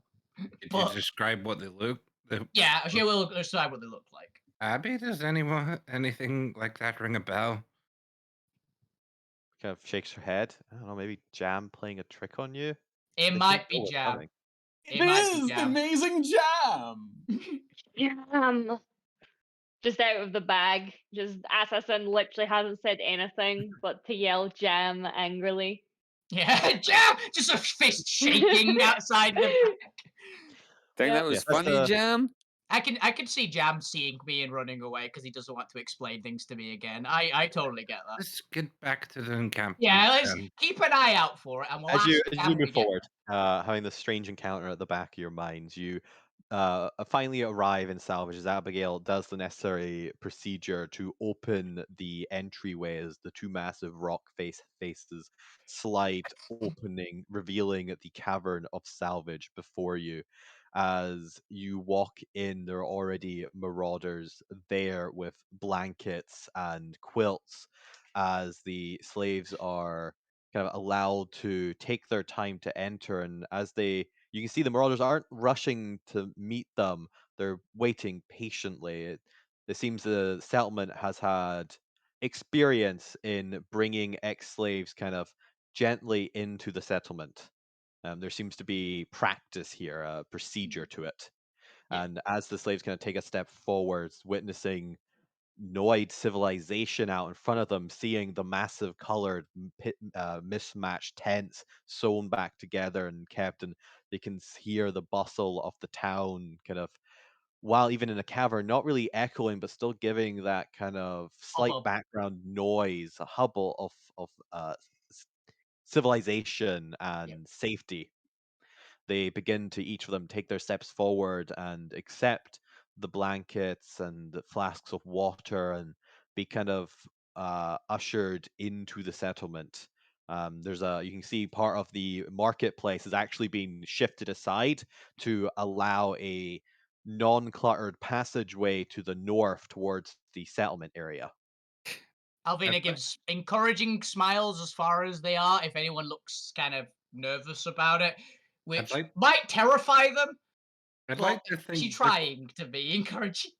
I'd like to think Zippy just zips into there and grabs his drink and just sitting down there and already telling his stories of how he survived the cave. I imagine Zippy's just dove into the freaking pool. And is just Yeah. telling all his stories of how he survived this. I slew this Oni! But as you guys are kind of coming into town, watching all of this kind of just take place around you, you can see Abigail's kind of being taken aside by an older-looking figure, a human, maybe in his mid to late 20s, and they seem to be kind of arguing silently with each other while still going about kind of doing work. But there's definitely tension in the air, and Zormir and Alvina, you kind of feel a shiver run down your back as you can feel very stern eyes watching you from the northeast, almost burrowing a hole in your souls. Avina, let's yeah. go. Where? Up this way. Follow me. We're going to have a word with the warden. Okay. I mean, it's like hands on hips, just quite happy with how the situation's going. She's used to being glared at by people. But as all this unveils, we're going to move the scene along, and we're going to take a quick 5-second break there before we return to things having settled down, the slaves kind of being thingied in, the tail end of the warder having a very civilized discussion with Zormir and Alvina, as one does. The rest of the party having a chance to kind of you're not being watched or guarded at the settlement, and you're kind of allowed to go wherever you want. Nobody. There's still strange looks here and there, but more of curiosity and maybe even a little bit of fascination, rather than wariness. You're able to go to the town. Can I say Alvina high fives the small fangirl that there is, like on the way past? Because there is that one. And later on, as the party is kind of moving around, you occasionally hear from overtale from guards of saying there's rumors about that there's a strange creature that's been occasionally spotted living in the tunnels in the last day. That kind of calls you back to your previous encounter of that strange creature Alvina mentioned. But yes, that's where we're going to take a 5-second break. I'm going to replenish my water, and we'll be right back. Yeah, Everybody's going for the break. So what are we going to discuss? We could talk about Bruno. About what? About Bruno. We don't talk about Bruno. Oh, do we not? No. Sorry, Oh, audience. great. I'm really Come glad on. that No, we've no. decided to go for those memes. That's going to age well. Ban isn't it? hammer is coming for us, and the Yep, crow that's has it. I'm sorry, Let's- I have the ban hammer. If your memes or jokes are stale, that's it. Ban hammer. All of you. All at once. One strike and all of you are out. She's just got the ban rocket hammer. She's just reinhardting it around. Ah. You're sent flying. Form of dread. Form of dread. Damn it. I heard that. Dread form. You heard nothing. I know what a dread form is. I have a dread form. No, you don't. I have 2 characters with dread form, Nah. including fucking my shadow elf. I'm not so sure you do. You don't know what I'm talking about. I could be writing up some other character. Mhm. I'll pretend I didn't hear the word dread form. You didn't. Next character. It's 2 words. Yeah.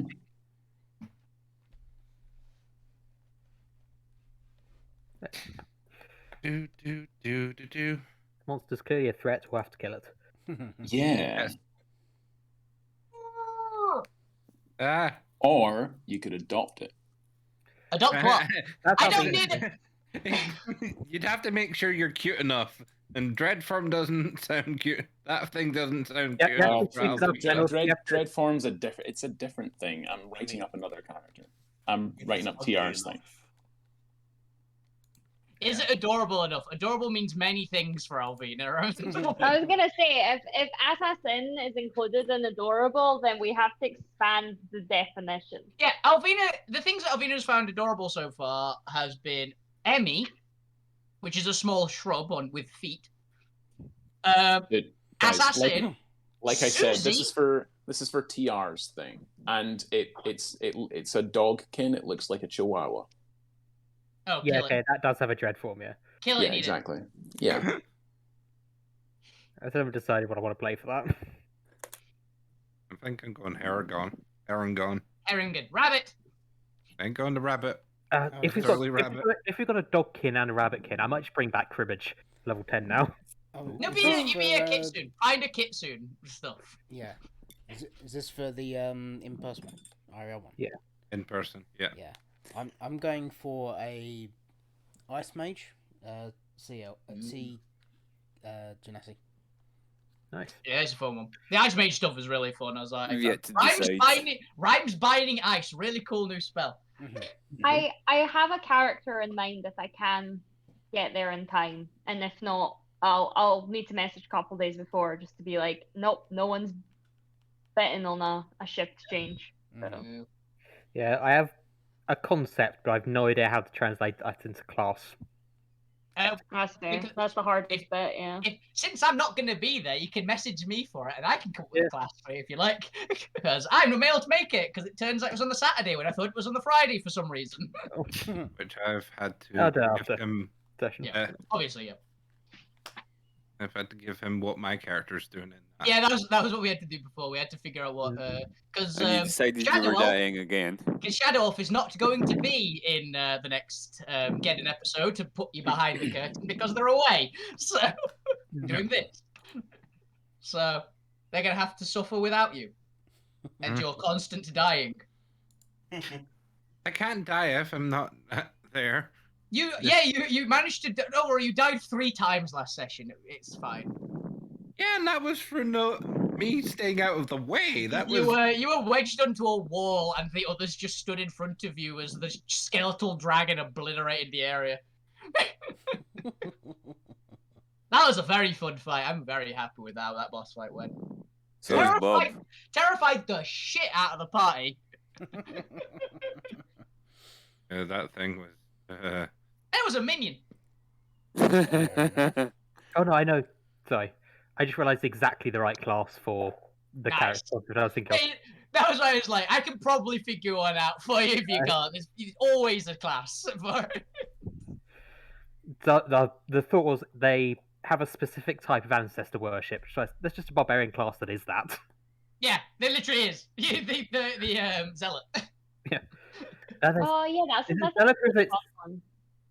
There's one of them where literally ghosts of your ancestors show up to. And Ancestral Spirit, Chris yeah. has Ancestral played Guard. that one. The That's very Ancestral good. Guardians one is really fun, yeah. Oh, I love all 3 of the message ones. PR about it. The 3 from Xanathar's Guide, which is what those 3 are. Those 2, and then there's the Elemental one. The Elemental one is hilarious, having played one. It's not that good compared to the other 2, but my god, is it funny. I played one who basically... I asked if I could flesh out a maul as a pair of gauntlets, and basically played like a Super Saiyan. Nice. It's the fire one, so you just erupt into flames whenever you rage. And do guaranteed damage. Weirdly enough, that one.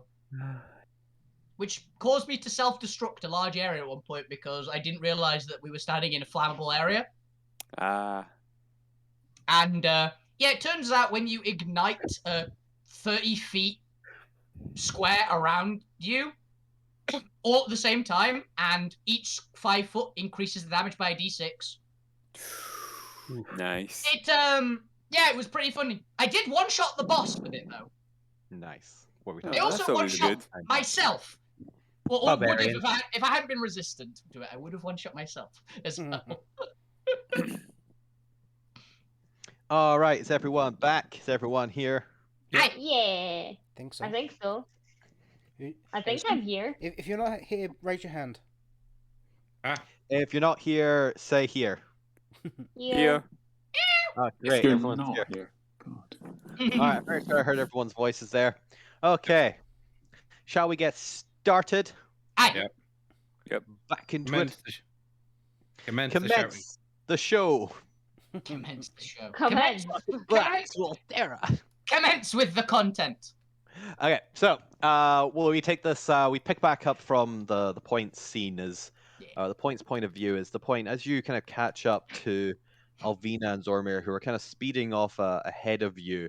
The warder leading the way back to the tent. You can kind of. They're definitely saying something, and you can make up words here and there, but they're at such a distance, and there's such a hubbub of noise around you that it's difficult to discern. Alvina and Zormir, as you're walking with the warder, give me a wisdom saving throw against the fear condition. Against fear, I need to see if I've got anything for fear.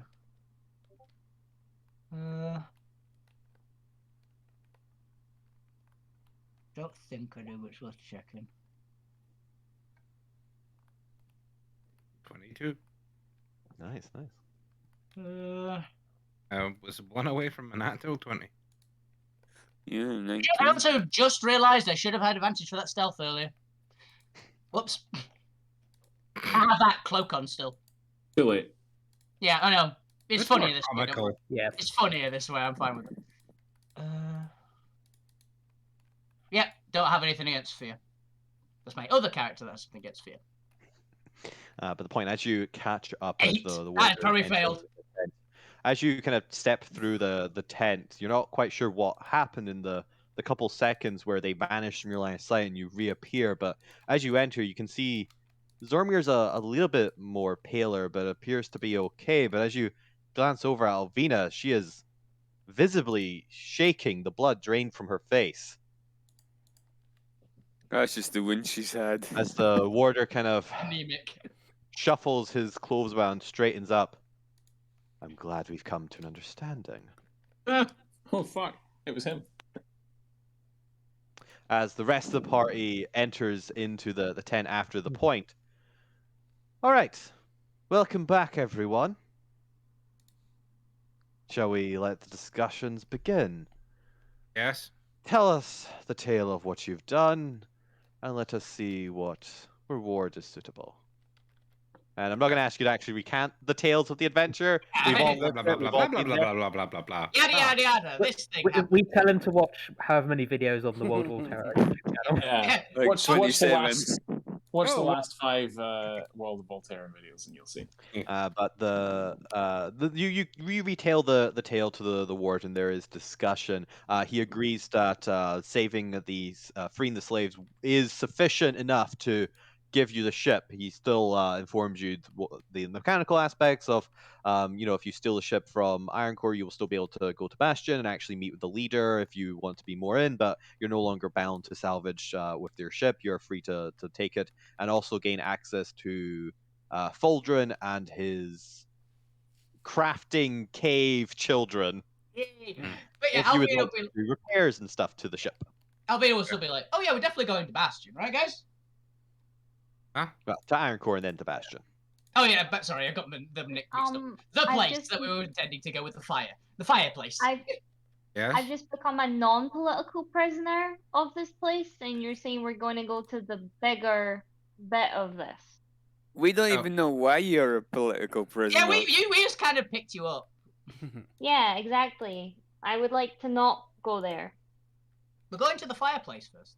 But we can discuss that a little bit more later. I believe the point had information they wanted to discuss with the warder and the party.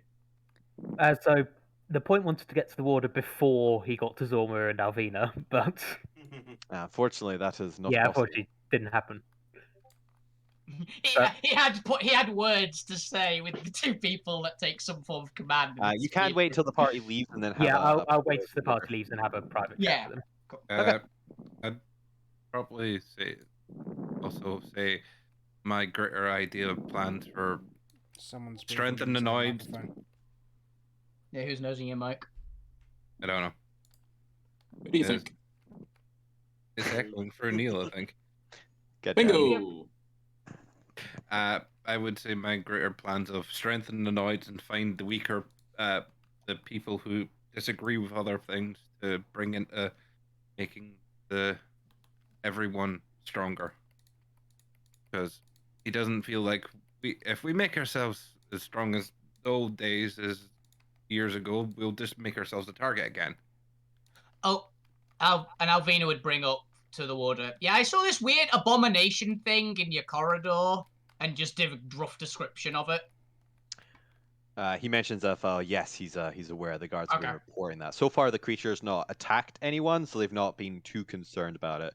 But he does ask that if, while you are here repairing your ship, if you could investigate and look into it and see if the creature does pose a threat against the settlement, and if not, maybe see if it can be set loose or free from the cavern, so it's not scaring the children. Yeah, sure thing.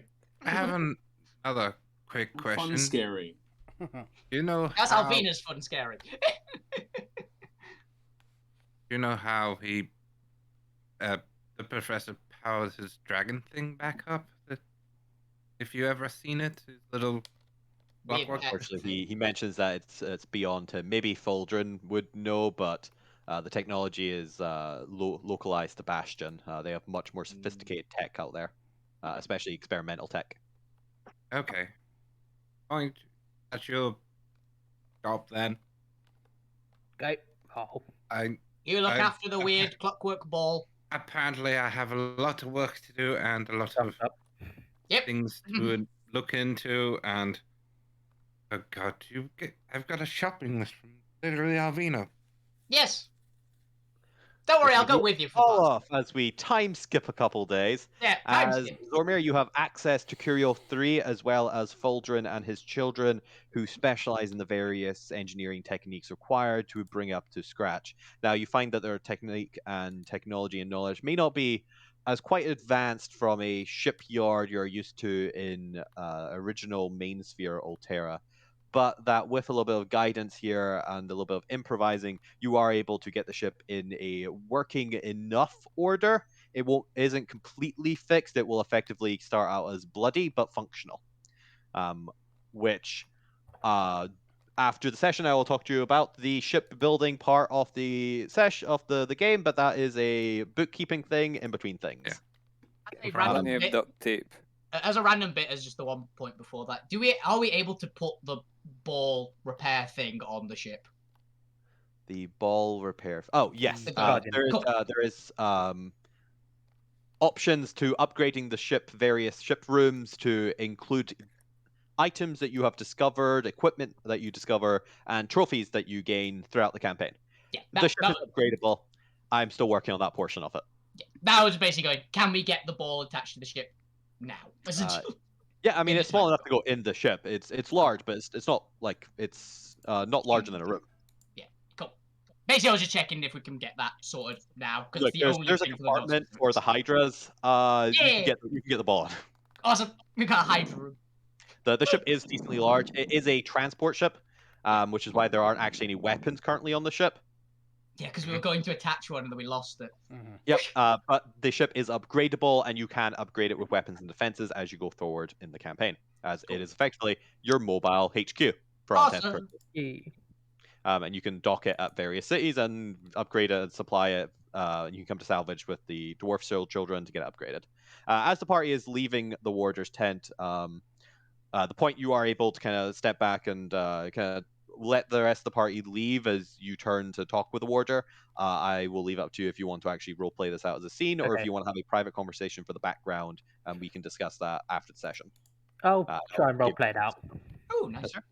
It's mostly if you want the other players to know. Yeah, do you want us? Oh, no, the other players can know about this bit. Cool. Then, I have other secret things to do later. So once the party's gone, the point will turn to the warder and say, listen, I don't know what kind of agreement you just came to with Alvina and Zormir, but I do want to say you shouldn't be making any sort of agreement without Abigail's input. She has saved our lives enough times that we would be dead without her. And sometimes you have to let them forge their own path. I know none of us, except maybe fuck you, would let her die she is safe with us. And then we'll turn and leave. I'd 100% agree with that. Yeah, I would also agree with that. Yeah. Yeah. I should mean, leave that. I He doesn't wouldn't. say Fuck anything. you, You feel him watching your back, but his face is still a mask from emotion. You're still not entirely sure what this man is feeling. He seems to be really good at just obscuring face. his emotion. Okay. You hear an immense splash because Alvina has just dove straight into the creek. Yeah. She wants a bath. She's covered in intestines of everything still. She wants a fucking bath. Yeah, that's what I want to do with the water. Well, maybe a few days later I'll go back and ask about the other things I want to find out, but at this point... I've got time skip time, it's Yeah. fine. That's the time skips. That's fine. The rest of the party disperses through the city. For all intents and purposes, you have a couple days. I'm not going to worry too much about the exact number, especially because you will gain additional travel time with the ship movement.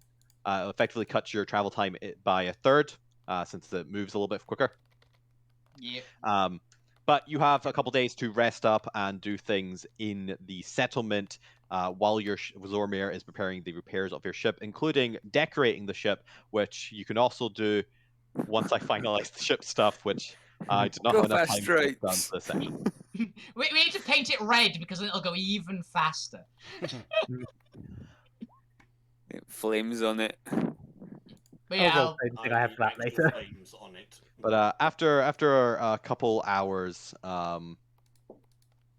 the party eventually reunites, having relaxed a little bit, maybe bought some supplies. I'll let you guys do all this during. Effectively, you'll get a couple days downtime before we go on the next adventure.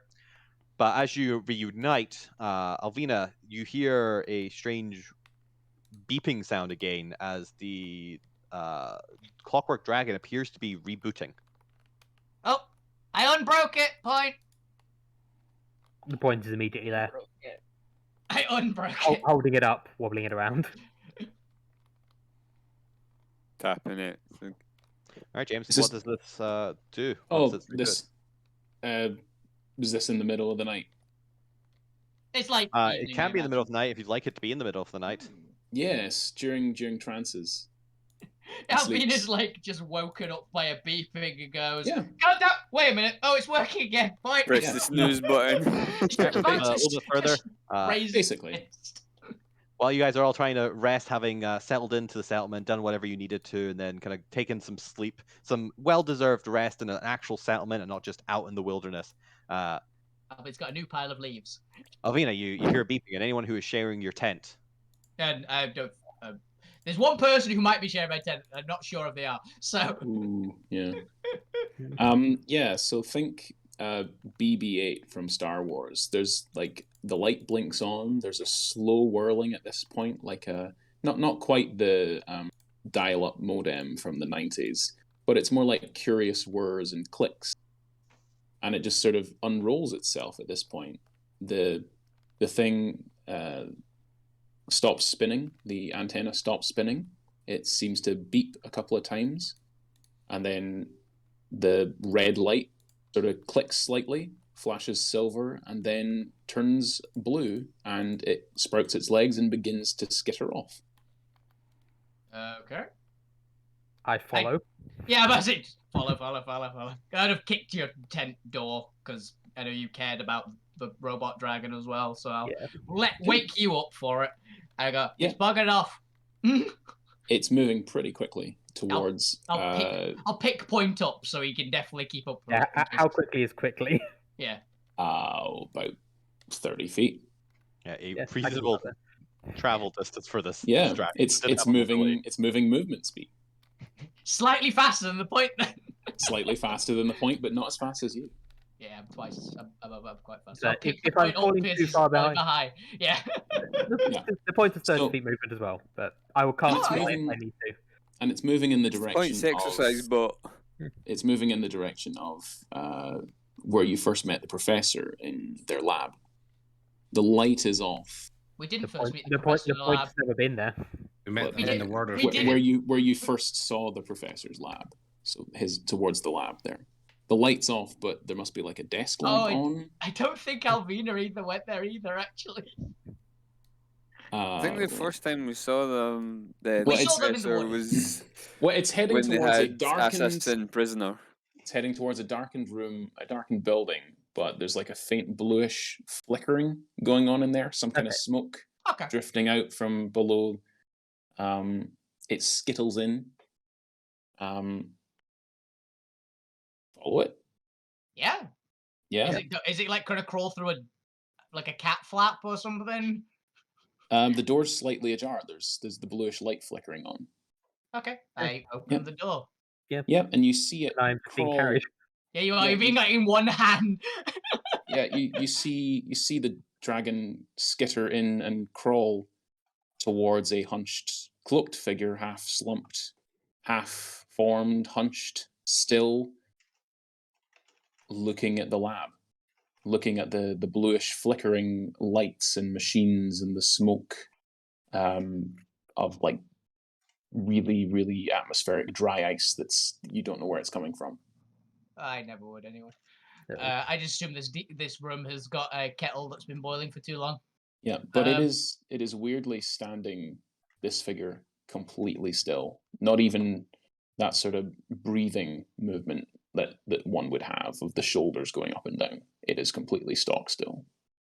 As the dragon sort of skitters up to its leg, sort of that the light goes silver and blue again, and it chirrups happily, and it begins sort of tapping on this thing's leg. It leans down and extends an enormous, fleshy, reddish, you think, just red-skinned hand towards it, and it skitters onto the hand, and this thing looks down at it from beneath its massive cloak. I just glance at the point for a moment and go, hi? Yeah, is this the thing you saw earlier? I'm assuming it looks like the thing I saw earlier, right? Or is it a different shape now? It looks exactly the same. Cool, that's what I was checking. I was wondering if it's a weird amalgam thing. Cool. Yeah. Hi. Hi, I'm the point. This is Alvina. Howdy. Sorry about scaring the crap out of you earlier. It doesn't look round immediately.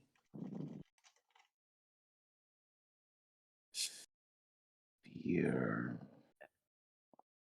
Beer? Beer. Do you have any beer?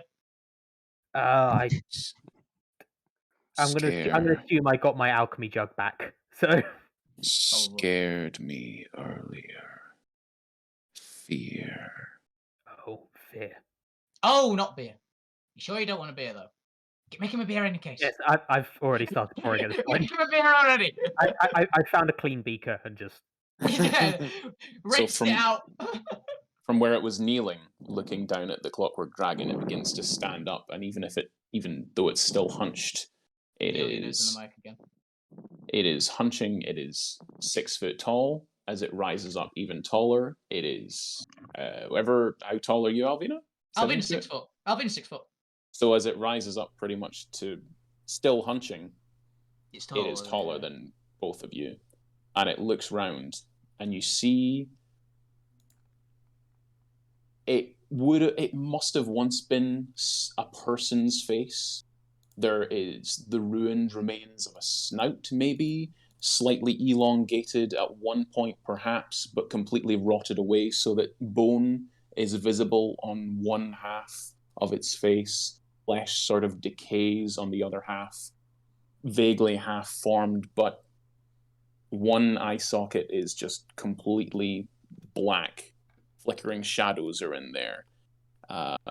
While the other, there is a familiar for you point, flickering of silver, and then as this eye looks round at you, it's silver, and then it clocks Alvina, and it immediately becomes this deep blood red, and it charges at you, Alvina, this figure. The point will try and throw himself in between. It's going to bat you aside and attempt to grab Alvina by the throat and toss her across the room. Okay, I attempt to grab you by the throat and do the same thing. Awesome. Yes. It's like, okay. Anger. So Bring it, going, bitch. Yeah, so going back to Chris's point of your character just gelling with the party.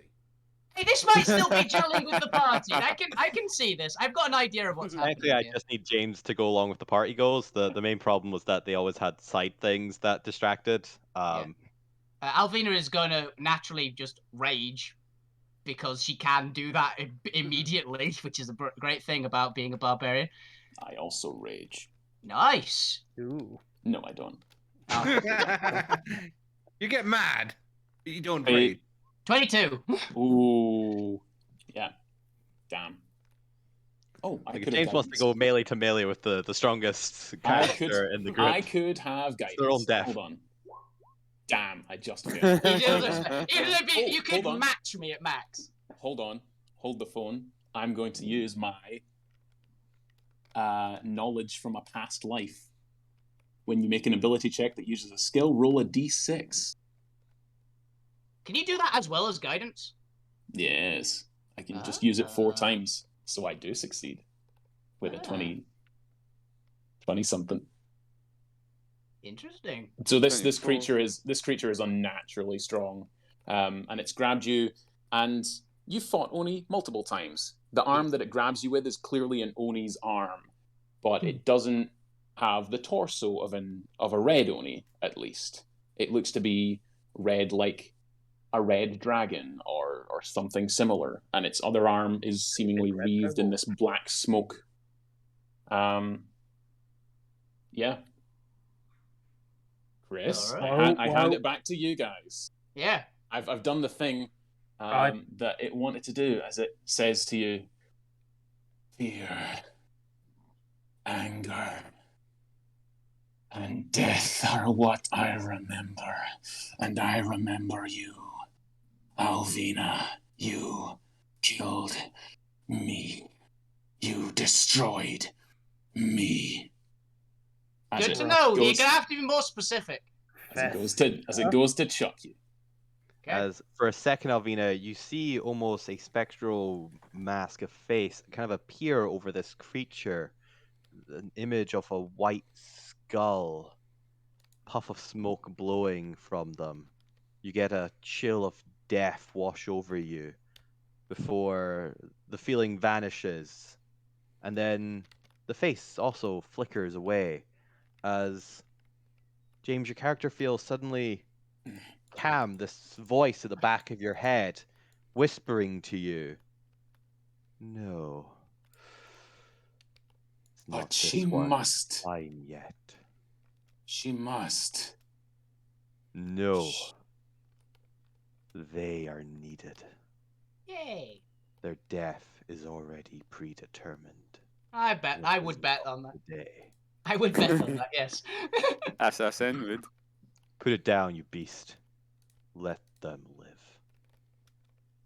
Squeeze for but a second and then let go. I squeeze back because I'm assuming I'm being held off the ground, but I've still got my hand around your throat as well. Yeah, Close yeah, thing. that's. Oh, thank God. Okay. I'm fine with that. I think that's it. It was a close thing. Can we talk this out?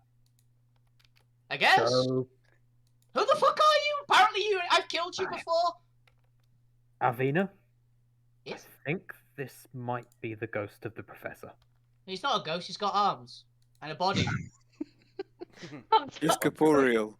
It walks away from both of you and goes back to looking at its lab, as if deep in thought. Professor, are you in there? Can you, I don't know, wave if you're in there? Also, if you're the professor, I didn't kill the professor. Well, proxy. They were already dead. This creature doesn't Yeah. It's... acknowledge either of what you said. Oh no, Alvina was talking to the point. He was like, well, I didn't kill the professor. There's Point, some. give me an There's insight something to check. discuss there. Is that me or Alvina? Yes, the point. Give me an insight. We all know Alvina doesn't have the insight. Yeah. Point, give me an Have insight. one insight. It's not the worst. That's a natural one. Can I have an insight? It's not a negative. Yeah, okay. Yeah, cool. There's always a chance you roll a nat 20. Yay! I got a lower roll now. It's even worse. It's worth a check. You have no idea what this thing's deal is. They didn't recognize anything like the name. They didn't seem to react to the professor, but Okay. other than that, you're not entirely sure. You need more knowledge. Really not the professor. Sir, what can we call you? Everything is gone. I don't know who I was. It's Okay. all just faded. Okay. All of it? Because obviously you remember. I'm You not going to remember bring that up. me? But yeah, What, do I'm you remember anything else? Yeah. Do you remember where? Do you actually know where you are? I remember I lived here. Okay. This was my lab. Whose house did we break I- into? I- By the way, will- do you know? I have no idea. I figured since the dragon came here, it was the professor's, but obviously that's not the professor. So Alvina has a scan around the room to see if there's anything that says like property of the professor or something to that effect. Go ahead and give me an investigation check. Oh, this is gonna go fantastically. I went not better than It's expected. okay. Wow. With a -2, I'll take it. Higher than normal. Yeah. I don't know. You find a lab coat that just has a little tag saying "property of the professor." Yeah, I guess the professor lived here, or this was his storage unit, but he probably lived here. I really Is just like this the an only idea of like place a you lab live? coat that has like the inside stitching like you get on like primary school Yeah, I uniforms. was imagining Yeah. the same Like, shit. but it's property of the professor. It's in instead. binary as well. Or like a novelty mug with like Yeah, #1 professor on it. yeah, #1 prop. I can imagine with that. Okay. I lived here. I experimented on things. Do you recognize this lab coat? And I hold it up. Goes to try and put it on, but it doesn't fit. It's too small. It's too small for one arm and too big for the other one, right? Yeah. The point will indicate the dragon and just say, "This seems to remember you. What do you remember about it?" Looks at it, and it looks back, and there's like a wee port that opens on its back, and the professor's eye sort of They're not professors. sorry, not the eye on this creature focuses in on it, and it goes to almost instinctively pull out a thing from its pocket, and it pulls out a small like a tinker's, like a screwdriver, and it goes to tinker, and it conveys suddenly flashing in front of all of you like on a TV show, like images of the professor and this creature as they work together and solve problems and travel and take note of various flora and fauna of this world. And all that swirls up in the air, and this creature looks up at it. I traveled with this creature. I know you. You're part of me. And it does a little twirl on the spot, as if of a little doggo happy to see its owner. I was about to say, did the Yes. thing did a duel on the spot or the dragon? That was very Yeah, important to what I think. the dragon did a twirl on this creature's hands. You're part of me, of my soul, right? And it nods.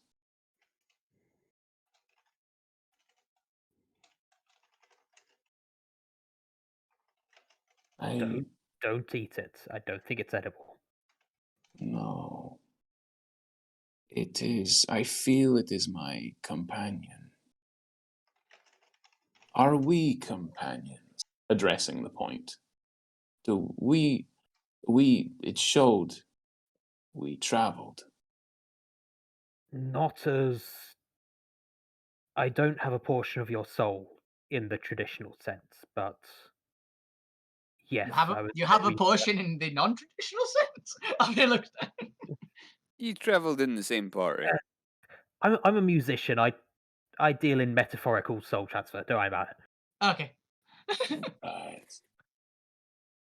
This device, I seem able to communicate with it. There is a larger device which can restore my memories in another place. Where? Note to self: prevent character from getting that by any means necessary. I forget the name of it. It is Bastion. Bastion. It's like I'm assuming it's Bastion. Yeah. Maybe, but I think it'd be better if your character Bastion. you didn't have exactly the right idea yet. Give a bit, add a little bit more mystery there. You have to find it on your travels. Yeah, we could probably figure out because there's something indicating this might be the professor. The professor mentioned stuff about Bastion. The memories And we'll help are jog your gone. memory. If you can help me get there, I will help you, and I may gain memories in the traveling. All right. That would be good. What is your name? I am Small musician. Smally musician. Call me the point. Do the grandstand. Do your grandstand. I Yeah, you can call me the point, and a very timid pose. Aww. It is nice to meet you, the point. Again? I guess. It's nice to meet you again. Question mark.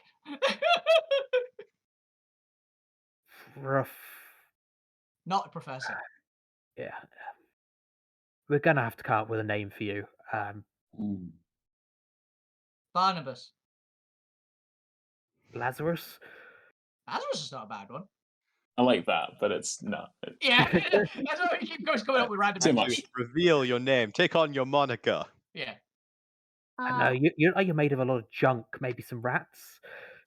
I know I'm not there, but as a suggestion for one of the players who is there, why don't you just keep trying out names for them, and eventually when something sticks, they can go, that's the one, Bill. Just keep trying them. Bill.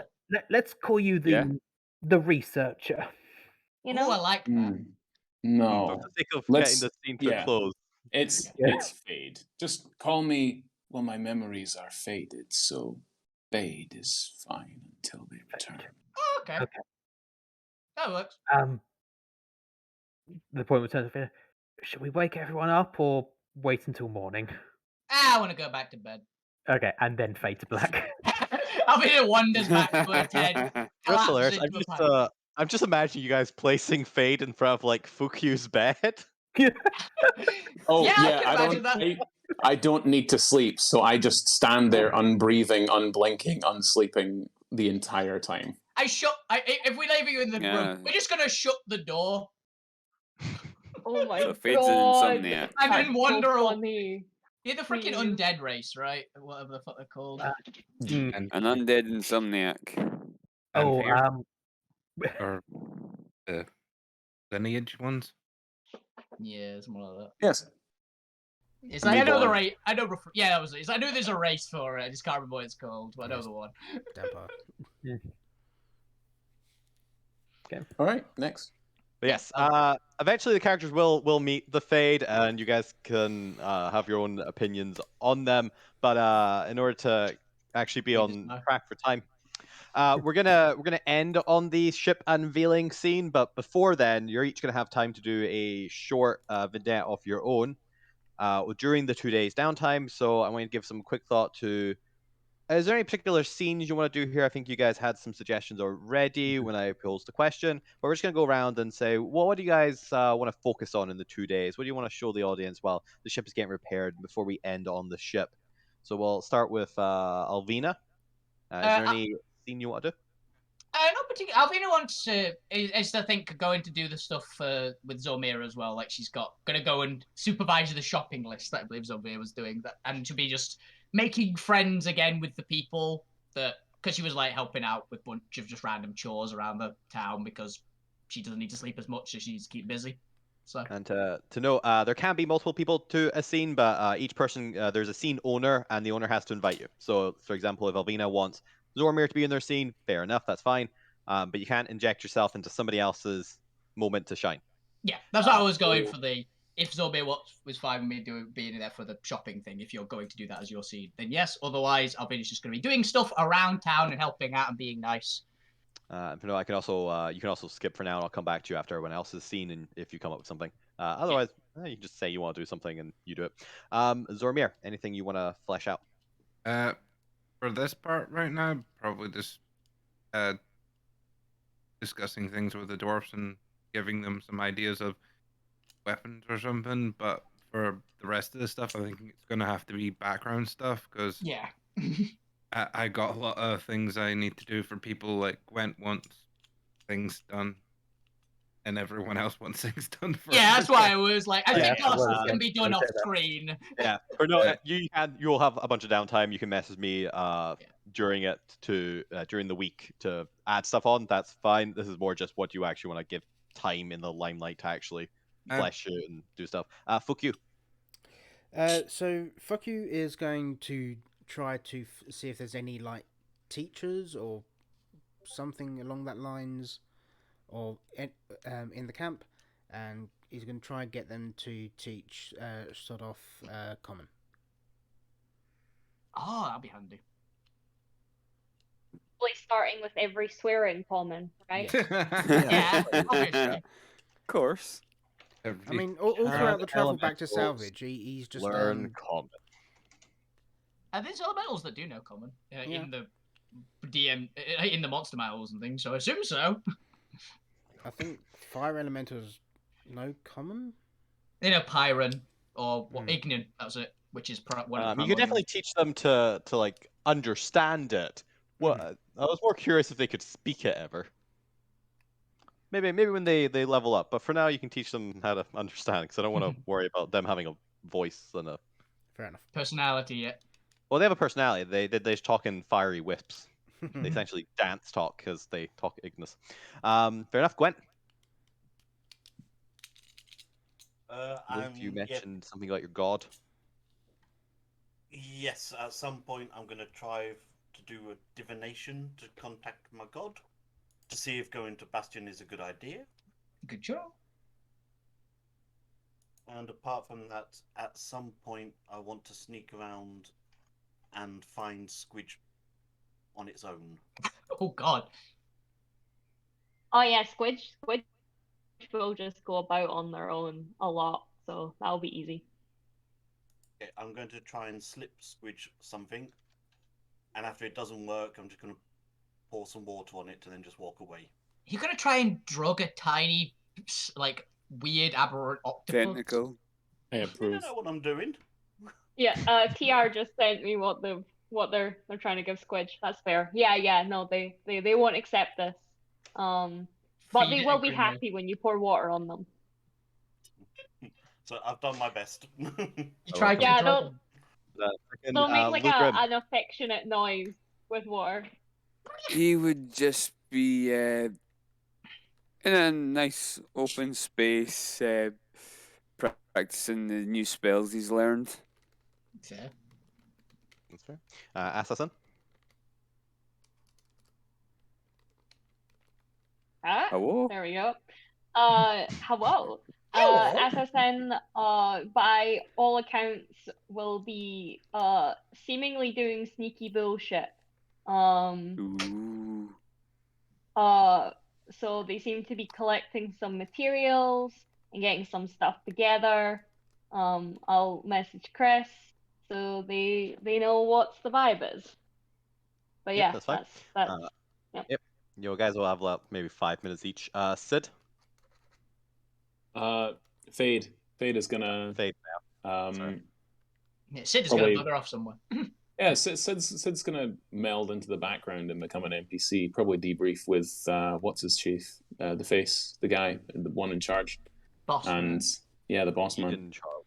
And Fade is gonna move around the camp and try and remember things, trying to keep their face covered as well, because they're a monster. Oh yeah. Yeah, well, Alvina Yeah. will go and tell the warder that the weird thing might be the professor who came back from the dead as some weird monster. So I have something to help with Who your hates fate Alvina? in a scene. The point.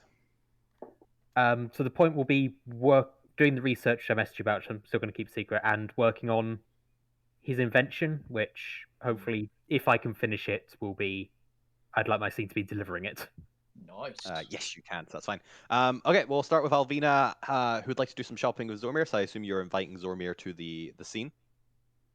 Yeah, pretty much. This does not like prevent Zormir doing their own scene there.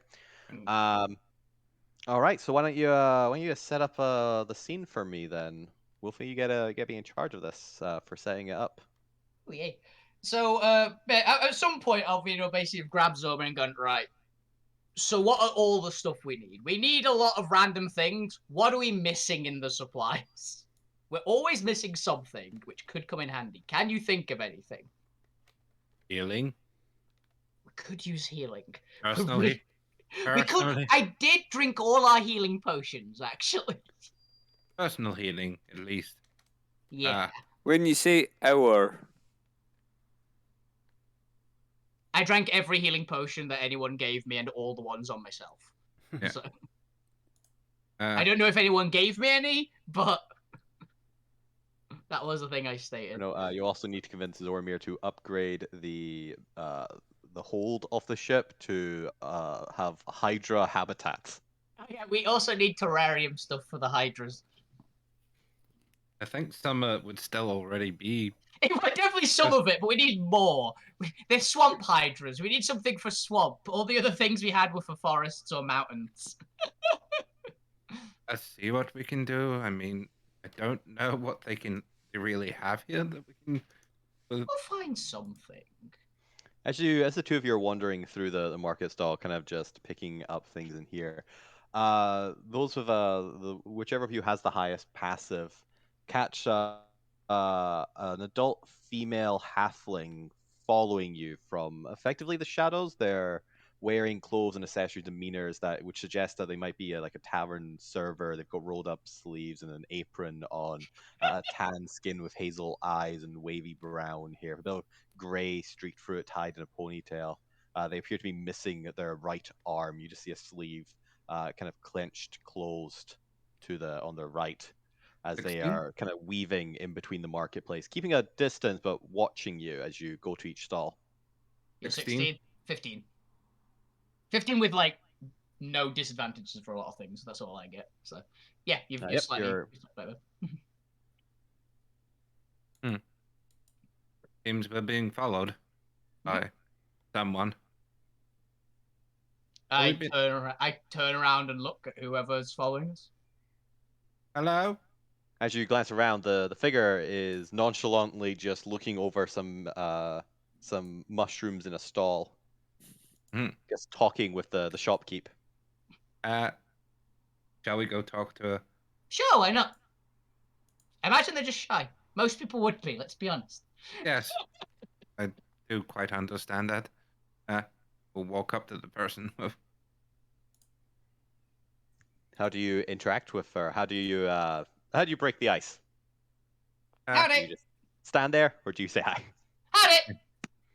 Just Hello, imagine ma'am. just standing there staring at them. Nice. The figure kind of turns, almost in a twirl, kind of throwing her left arm up with a smile plastered across her face.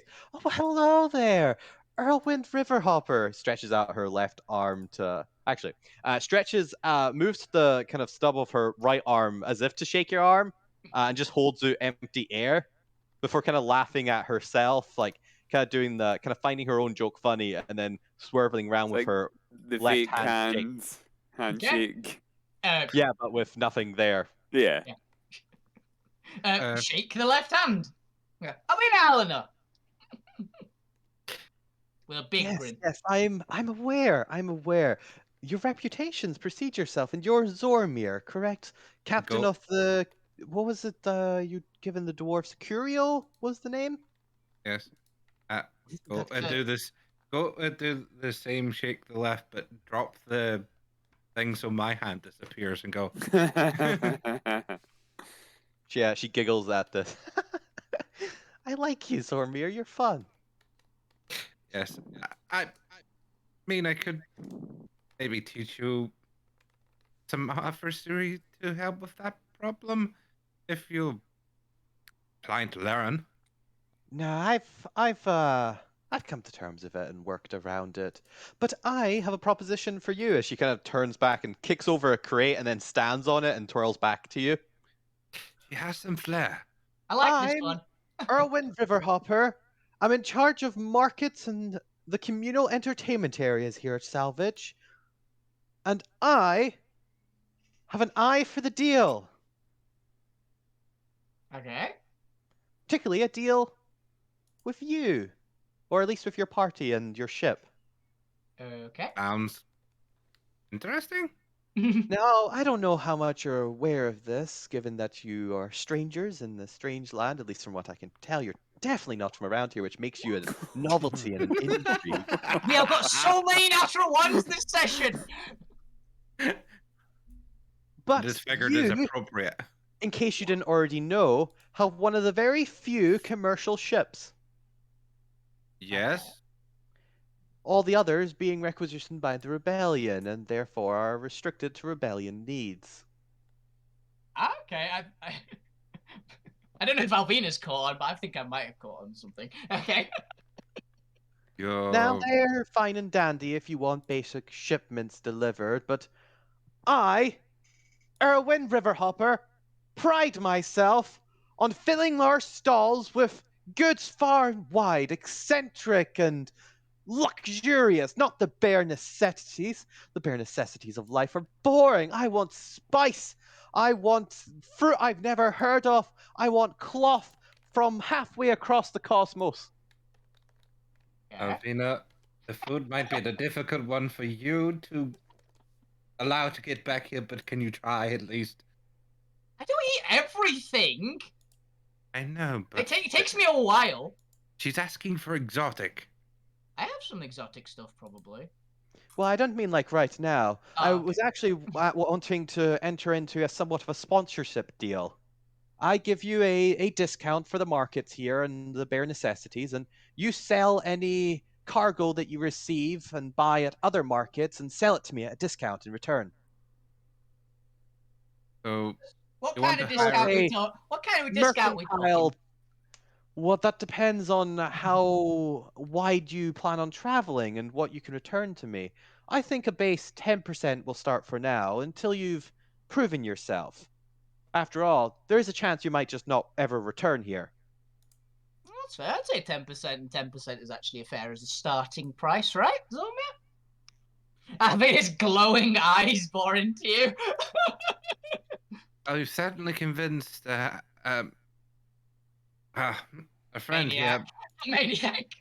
and I do agree getting a discount and wares would be helpful, but do understand that we are effectively involving ourselves in rebellion matters to recover a ship, and then we don't know what we're doing beyond that, but we can definitely, maybe if everyone agrees, try and help you trade wares. If you can think of places that would benefit or have Oh, curiosities. absolutely. I've already drawn up a map. Perfect. That's what I was hoping to hear. Now, from what my intel can gather, at least as much as I can divulge from Jab, that bugger's so slippery with the information. Yeah. Someone's so slimy, got an iron grip on all his secrets. Or all their secrets. I'm not still quite sure what the hell they are. No clue. But I found several ports that I believe you'll be able to acquire the finest merchandise. Now, I do have to warn you, I don't know how hospitable they are to noise. But I'm sure you'll figure something out. I don't know, disguise yourself as monsters for all I care. Well, Actually, a lot What I- easier than you'd think. What I care about is that you purchase goods from foreign markets and return them to me. well, I am trying to establish roots and ties to make the points more applicable to the I other. kick Zormir that may be giving away too much. And I've got a list of neutral ports that you can visit. Sounds like quite the proposition, doesn't it? Almost like you already want to agree, don't you, Zormir? She mimics nudging you with her missing arm. Bang! There's an elbow in the ribs to Zormir from Alvina. Bang! Stop it! I Oh. just made this arm stronger. So what do you say? Is it a deal?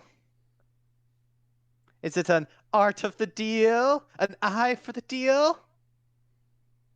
She's not I'll be going to honest, stop I'm running making. out of deal puns here. Mhm. Yes. Let me discuss with my colleagues and then I'll get back to you. She kind of gives like a sour pout. Fine, if you insist. I guess you can think it over.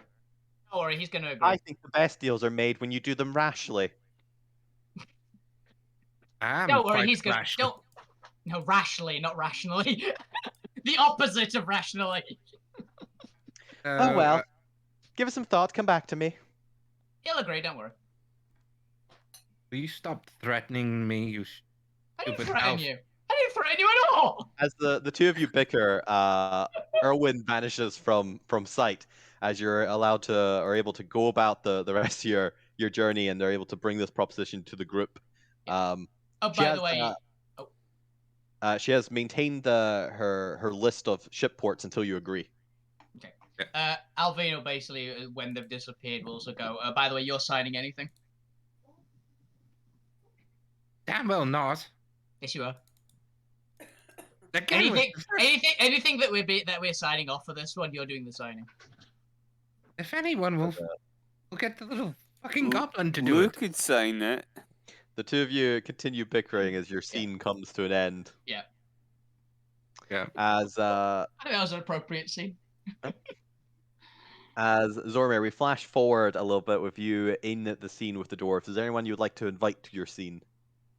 I would like to be there, but I'm not guaranteeing it. I think the point with being another artificer, if he wants to, because I'm probably going to, my scene is basically going to be working on the antimatter rifle and showing them how I made it or stuff. Okay, and I'm fine being around and making stuff in the background. As the two of you go about, there's a number of individuals that the dwarven family have enlisted to help kind of just be men at arms or muscles on the scene. They've just finished kind of hauling up the void propellers and reattaching them to the base of the ship as you kind of step back and are moving on to your next topic. Zormir, describe to me the scene.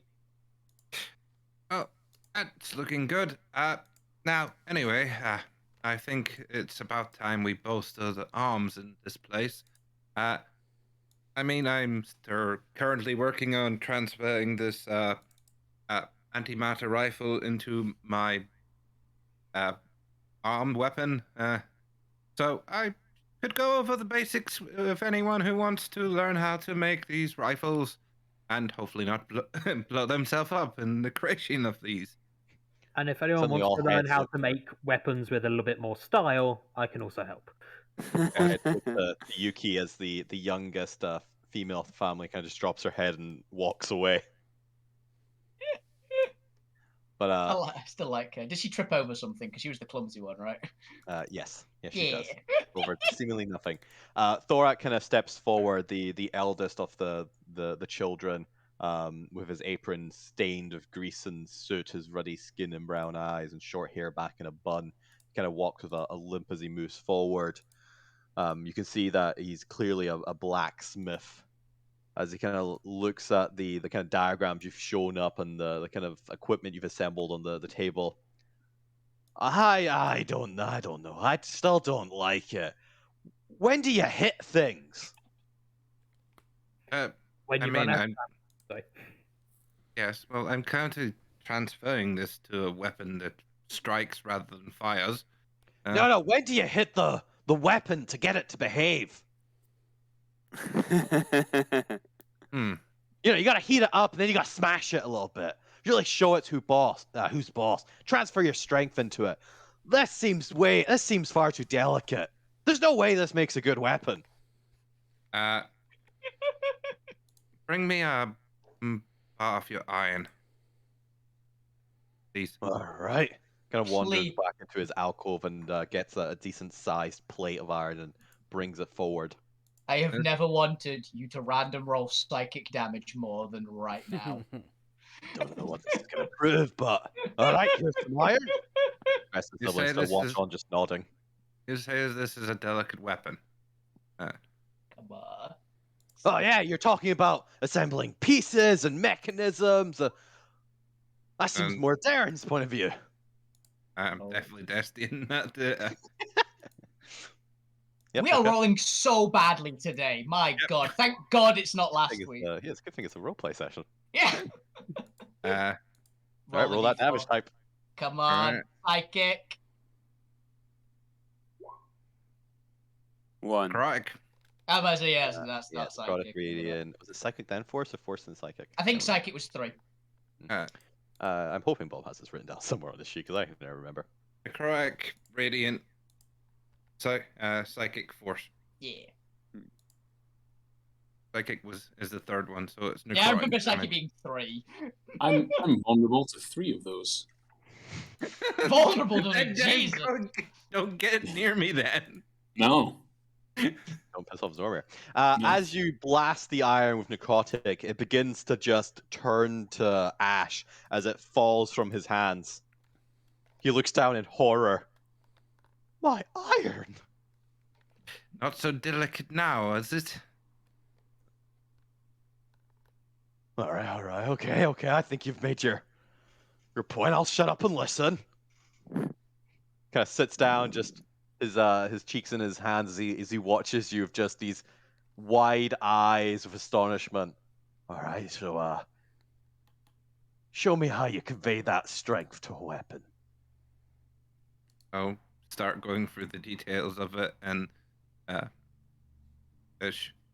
actually showing him I've added strength to my character through I've made gauntlets of ogre strength now as well for my thing, my infusions. And this power goes from this and this and showing the vermilion gem that's used to focus things and Point, how do you focus your weapons energy? Oh,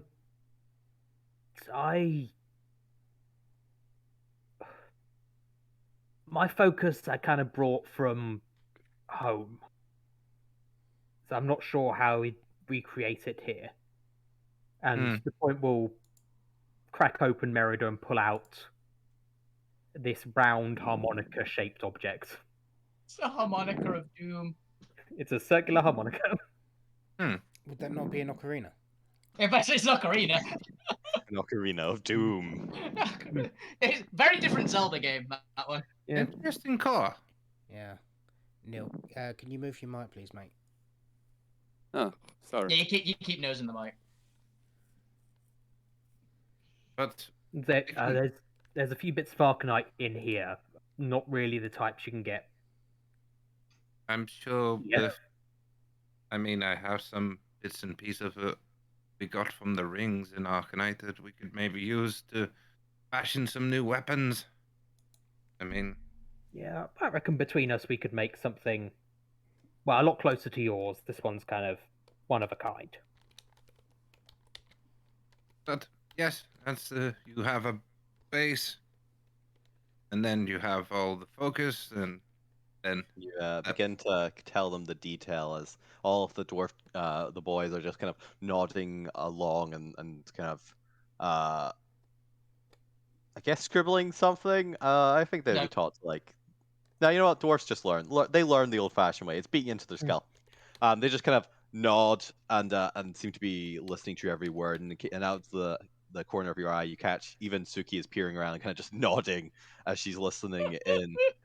Aldrin rolls his eyes as he's walking around, kind of directing the manual staff to hike up areas here and there and make the final repairs on the ship.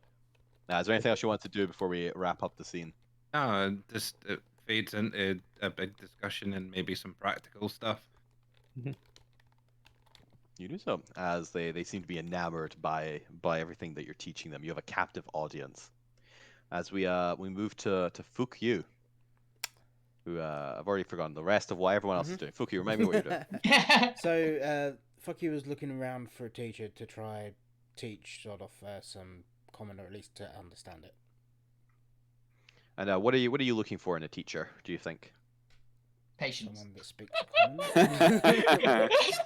That's asking a lot. Someone who's not going to run away from the fire. I mean, you entirely can just pick a random person out of the audience, but it's more, are you looking for anyone in particular while you're searching for a teacher? Oh, no. Just someone that looks like they're currently teaching like children, like they're common, and essentially trying to a teacher. Yeah, any teacher. And just essentially Anyone. For somebody who's just essentially just walking into a classroom, sitting sort of down, and then just walking out. Just literally finding an English lesson in progress, kick in the door, put your fire elemental in a chair, and then leave. Yeah. Right. Okay, Get so if the as you're chairs are wondering full. about the encampment, trying to find a teacher, you begin to notice children kind of running excitedly with these kind of improvised handmade parchment sheets as they're running towards the northeast segment, towards the main communal hut. And you eventually follow the crowd and find Jade at the front of some what appear to be almost improvised blackboards with chalk at the side, as they all begin to take their seats. And Jada is going over kind of the basics of various kind of activities within the encampment, how to like sew or craft things, how to make music, things like that. You don't think she's teaching common, but she does occasionally kind of stop to go over like writing and how to do writing and things like that. This appears to be a kind of like almost 8 to 10-year-old class. But have you a bit advanced for sort of. Yes. Sort of essentially just walk into where she's teaching, and just be like, "Yeah, I've got this fireman, and Small fire person. yeah, small fire person, and we he only knows like some weird made up language. Is it possible to try teach him like basic common?" Jade kind of watches you for a second. Oh, I am not entirely sure, but I love a challenge. So This is the most patient woman we have ever met. Just let's She's gonna rule those words. children, Yeah. why don't today we invite a new member to our class, and we can go over various things we've learned, and we can teach how to teach. Wouldn't that be good? Wouldn't you all like to be my mini assistants and help me teach a newcomer? You can tell stories. I find the best way to learn is to tell stories and explain various aspects of it. But yes, why don't you introduce the little fella? Yep, this Oh, is sort no. of. The rest of the children, let's give me a persuasion check. Persuasion check. How told not to swear are these children? My name's Fuck You, and this is sort of. Children, cover your ears. What am I doing? Sorry, persuasion. A persuasion check or a flat charisma check. Come on. Dirty 20. Finally, someone's got an all the arm. children kind of go wide-eyed of excitement and kind of like jump up on their feet, all very excited to see a sentient mini elemental in their presence. Apparently, Chase looks a little apprehensive of there's a living fire in her tent. There's literally a living fire in this school tent. You see her kind of Oh, shuffle God. to the left. Just as make she sure he grabs, like, doesn't a come vase of near. water. Yeah, just make sure he doesn't go near anything flammable. Very flammable. And then just kind of holds the vase of water next to her side. Just holding it. Don't get him wet. Just He in doesn't case. like it. Well, yes, this is Yeah, but more what the for- seats and the desks made out just of? in case. Children, let's not let's show the new guests some space, right? We've all talked about privacy and giving people their space, and it's okay to speak to them from a slight distance, but let's not touch the living flame, shall we? Yes. Do not touch the fire. Yes. What's their name again? Sod off. Sod off, yeah. Colorful name, yes. Sod off. Why don't you take a seat On the floor. away from anything flammable, just right here in the center, on the dirt here. And children, why don't you all come over here and we can try and teach Sod off how to understand common. Yes. Yes, you said you wanted to just leave them here? Unless Jade makes me stay, then yeah. Yeah. Sort of. Yeah, as you just wander off, leaving Jade and the children to try and teach your fire elemental common.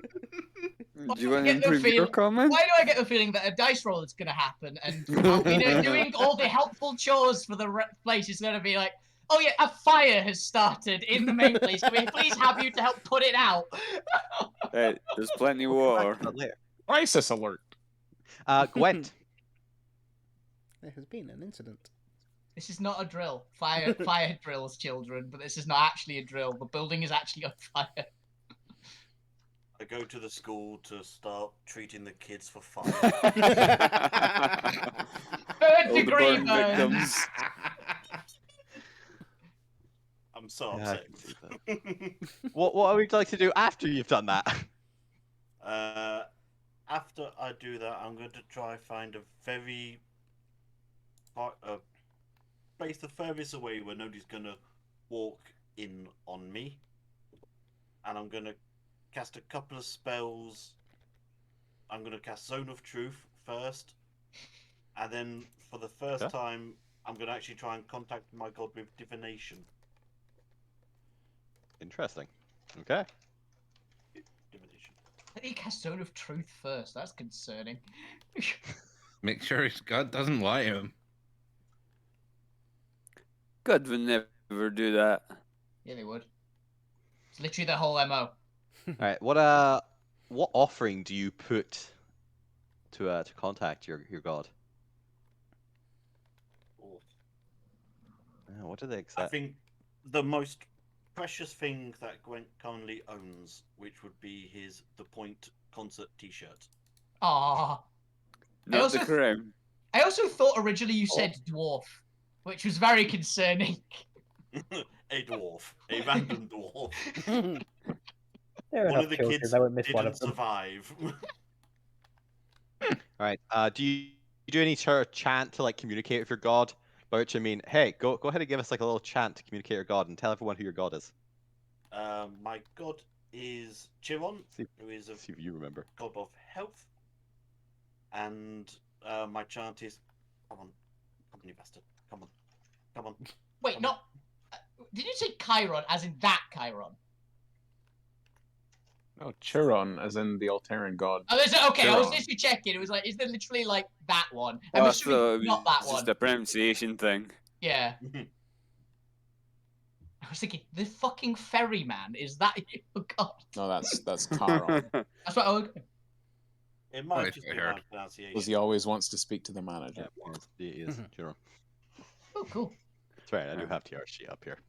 Yeah. I do know who the god is. But yes, you were doing a chant to them. Yep, just whispering, come on, you bastard. First time, come on. All you right. bastard. Go ahead and ask your question regarding the goal event or activity occurring within 7 days. So I need to ask about Iron Core. So my question would be, is it better to go to Iron Core by high air or lower? A low ground. Yeah, should we go high and over, or should we, brush the tops of mountains? Is the idea. Good Fair. question. 'Cause we're going in the ship, I assume, but Mhm. different dangers. I'm trying to just find the best route. What are we after? Maybe go slightly higher than the peaks of the mountain. Are we after, like, tall giants can knock us out, or flying dragons are going to eat us? Which one are we after? Yeah, which is the best, quote unquote, way. Lesser of Suicide. two evils. Which is the best suicide option? All right, how do I want to deliver this? That would be Gently. 14.99. You get a kind of a ping in your head as you begin to kind of see lights almost forming in front of you. You're aware that this isn't physical. This is almost like a projection into your mind as your deity is attempting to communicate with you. The lights begin to take the rough form of what you know Chiron to look like. Which I don't actually know if we ever established Chiron as a. The Chiron kind of gives a kind of shifty look around as you begin to take form. You kind of just see the top half of their head and torso staring at you. Where are we? Are we anywhere hostile? Could they trace me from here? Oh god, no. They dive at him and start trying to punch him. Wait, what? Yay! Kill the gods. What are you doing? You I was punches just back thinking, at you. Like, Gwen you being violent. miserable bastard, you will give me answers. You calm down, calm down. I have to make sure it's safe. I have to make sure Like, it's it's safe. go. Let's keep punching. It's never safe out here. I know it's never safe. You selfish ass. You've lived only a fraction of my life. You think you need to tell me it's not safe? Then why won't you let me die? I know it's not safe because the mission isn't done. Is Gwen Gandalf? I love this energy of they're just the same as each other. This is the best. This is the best. Only a fool would travel by air with aerial defenses primed and ready. Do you think the monarchy doesn't have countermeasures to divine intervention towards ships from either other faction? It'd be a fool to go in unprepared without stealth on your hands. You know this. Never take the front route, always take the coward's option. I hate you. And then I'm gonna walk away. As you just hear him calling out from you. Find the dwarf with beard of cinder. Find the well so deep below. There you'll find an access to the fiery pit of damnation. Do not stay long. Your death is not now. Fire dwarf. Spits at you and then vanishes from sight. You I have the promise best it's not god. Millig. Millig wasn't a fire dwarf. Yeah, well, he's ginger. So, but it's not He was him. a slayer, yeah. I forgot he was a slayer. I read the NPC sheet. I know who this is. I didn't. To be fair, the NPC sheet only has characters that you are aware of because one of the characters in the party know who they are. So it may not be. I just- There are no spoilers on the NPC sheet.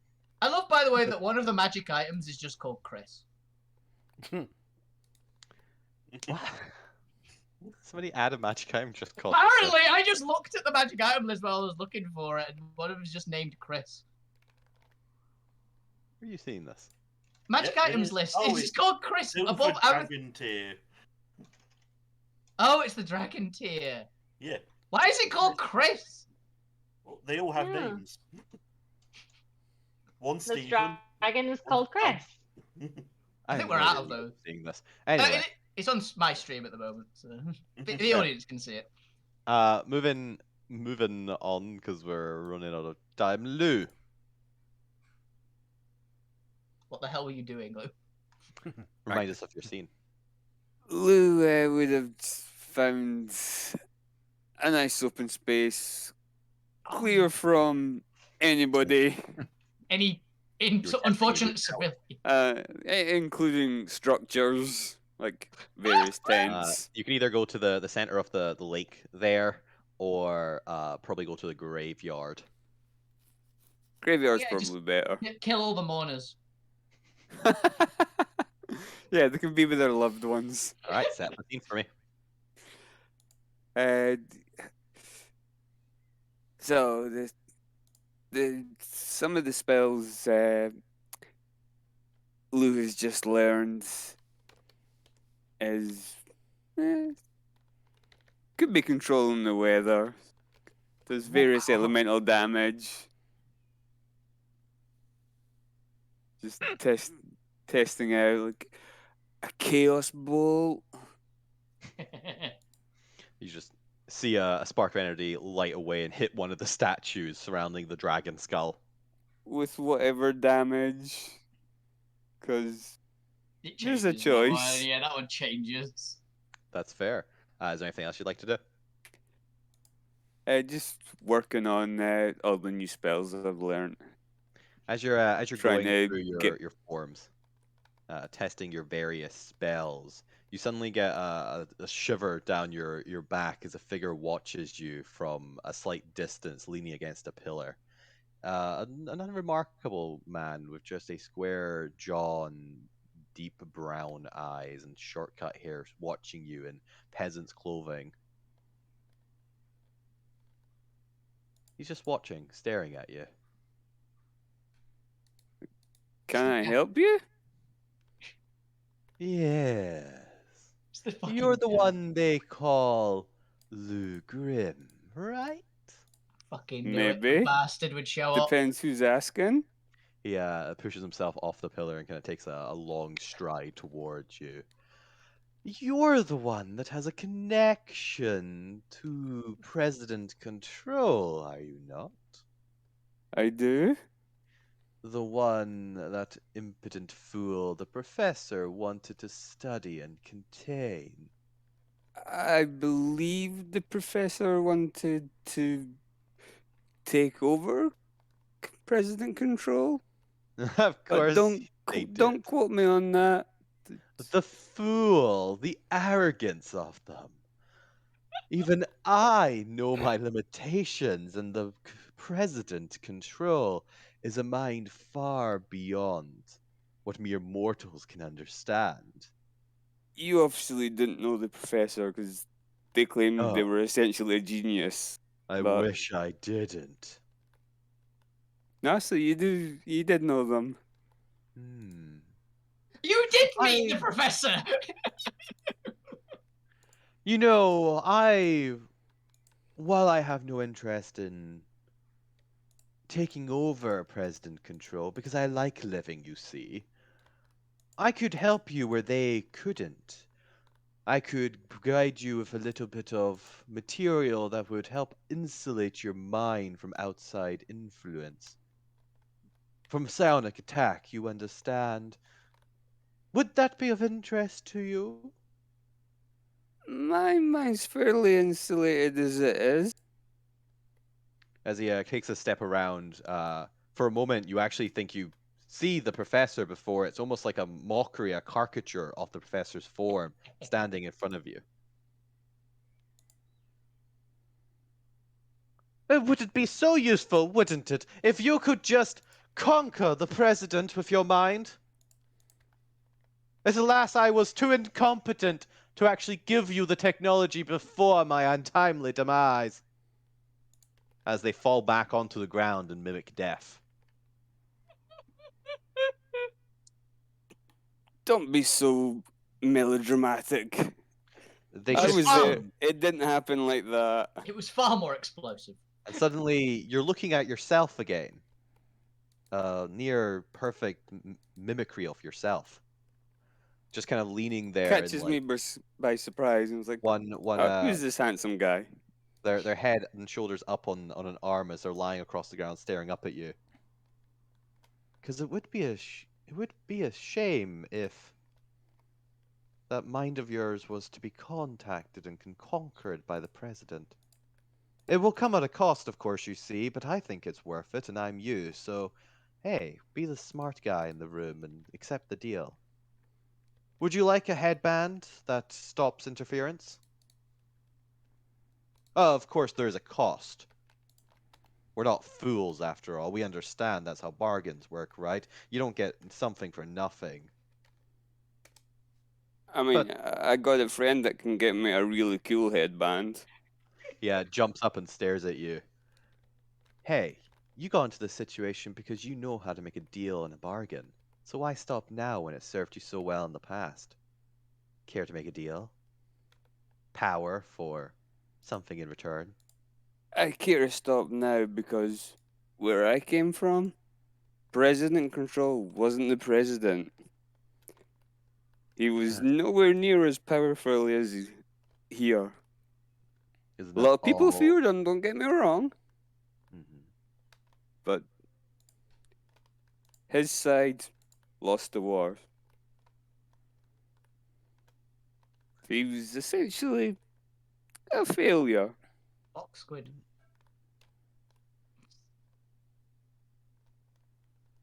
Well, So the fair, answer but to your question is no. Thank you, all the same.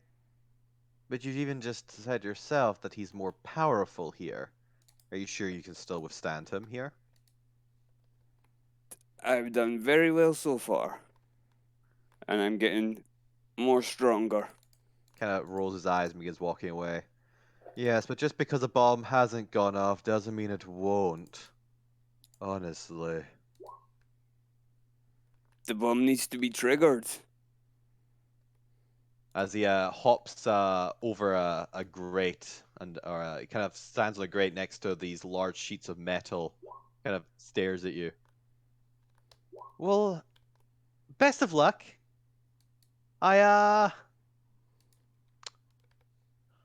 hope nothing triggers that accidentally and your arrogance doesn't lead to the death of your party. At least until the barbarous ones returns with my fire. Yeah. He pushes on the wall and slips through the crack, the wall closing in front of him, vanishing from sight. Although he's gone, it's like Lou still says, yeah, there's more arrogant people in my party. That's fair. Is there anything you'd like to do before we bring the scene to a close? I just continue where I left off. That's New very king practicing. random objects. Assassin, it's your turn. So over the few days, Assassin will be scuttling about from place to place. If anyone asks what they're doing, they'll just yell nothing really, really loud and Nothing, hide I'm whatever not doing they have. anything. You'll hear the occasion of And, Elvina does that. Okay. You'll Nothing illegal. Definitely Uh, not anything illegal. you watch them slowly but surely. They've got this huge sack, or at least huge comparable to assassin size. It's a normal bag. That they'll drag up to the commander. I forget his name. Chowder. Abigail's dad. The warder. The warder. The Eden warder. Charwood. Thank you.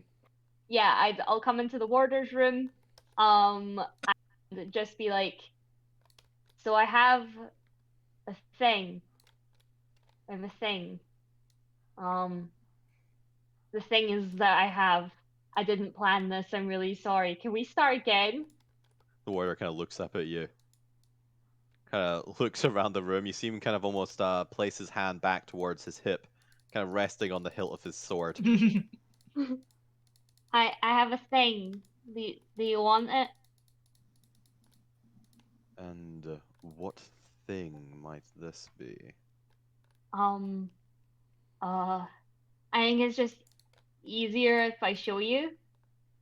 Slowly, carefully. Uh-huh. No tricks, you understand. Mm-hmm. Kinda Assassin twitch of his eyes. He's kind of watching you. will really slowly take out like two little bits out of the bag one by one. And they seem to have these sort of essentially like metal domes over the top, which look like twisted silver, and on the inside is like a little mushroom. And they'll lean close and just go, so you kind of need to like it's easier if I demonstrate. And 1 second. And they'll scuttle out of the room. They'll push Squidge into the room, even though Squidge definitely doesn't want to be in here right now, and just like point them over to the other side of one. And Squidge will go over, and Assassin will like put a finger in and boop the mushroom on one side, and the other one on like the other set of twisted metal will also like it'll kind of hum, and Squidge will like mimic touching it and like having a conversation and just being like, it's it's it's it's us proof. It's just one way. One stays here, one on ship, and if you need us, you can call us. I thought it might be a nice idea. Right. You see him kind of like slide a little bit to the right and kind of still keeping his eyes completely fixed on you. Just nudge a cupboard open as he kind of reaches down, still staring at you, still keeping his eyes on you, and he pulls out a large like caged cube and places it on the table. It seems to shimmer with twisted silver. Yeah, if you're gonna kill me, like make it fast. just quick, you know? Kind of considers you for a second. This cage prevents psionic communication. Twisted silver is an insulator. Yeah. You understand you've given me what appears to be a psionic communication device, yes? Yeah, but that's what the chains do. It's like a wire. That one connects to this one, but doesn't connect to any other one. It's like a isolated, your own personal psionic network. You get it? If it's all the same with you, I'm going to place this in the cage for now until I can have my intelligence officer review it. Okay, that's better than I expected. Yeah. Do you want to pick it up, or will I put it in the box? Kind of pushes the cage over to you. You place it in the box. I figured as much. It's like slowly, gingerly, like the slowest movement as possible of being like, if I move too fast, like It'll just stab you. I am gonna get fucked up. Of just being like, yeah. So that just goes in there. The other one needs to come with us though when we leave. What do you want with that? Do you want that one in there too? Yeah. Okay. If you don't want it, I throw it in acid or something. I don't care. I mean, I do care. It's a lot of material, and it took me a really long time to make, and I figured you'd maybe like say thank you or something. But no, I think that's it. He's staring at you. I think that's it. Also, can I ask a question, sir? Ask. Do you know, The Muffin Man. do you know if the Bravehearts are in Bastion? He kind of like tilts his head at you curiously. Are they still there? I don't understand why you're asking. If this is some sort of intelligence gathering, it won't do you any good. I mean, every bit of information is technically intelligence gathering, but like that one's for me. There are still members of the Braveheart family in Bastion. Yes. Okay. But their exact location and whereabouts, and if they are out on mission and who, obviously I cannot divulge. And to put an end to this line of questioning, I also do not know the answer. I'm not privy to their goings and comings. Okay. Are they well? Good? Alive? Yeah, we'll stick with alive. There's been a few deaths, but the family as a whole is still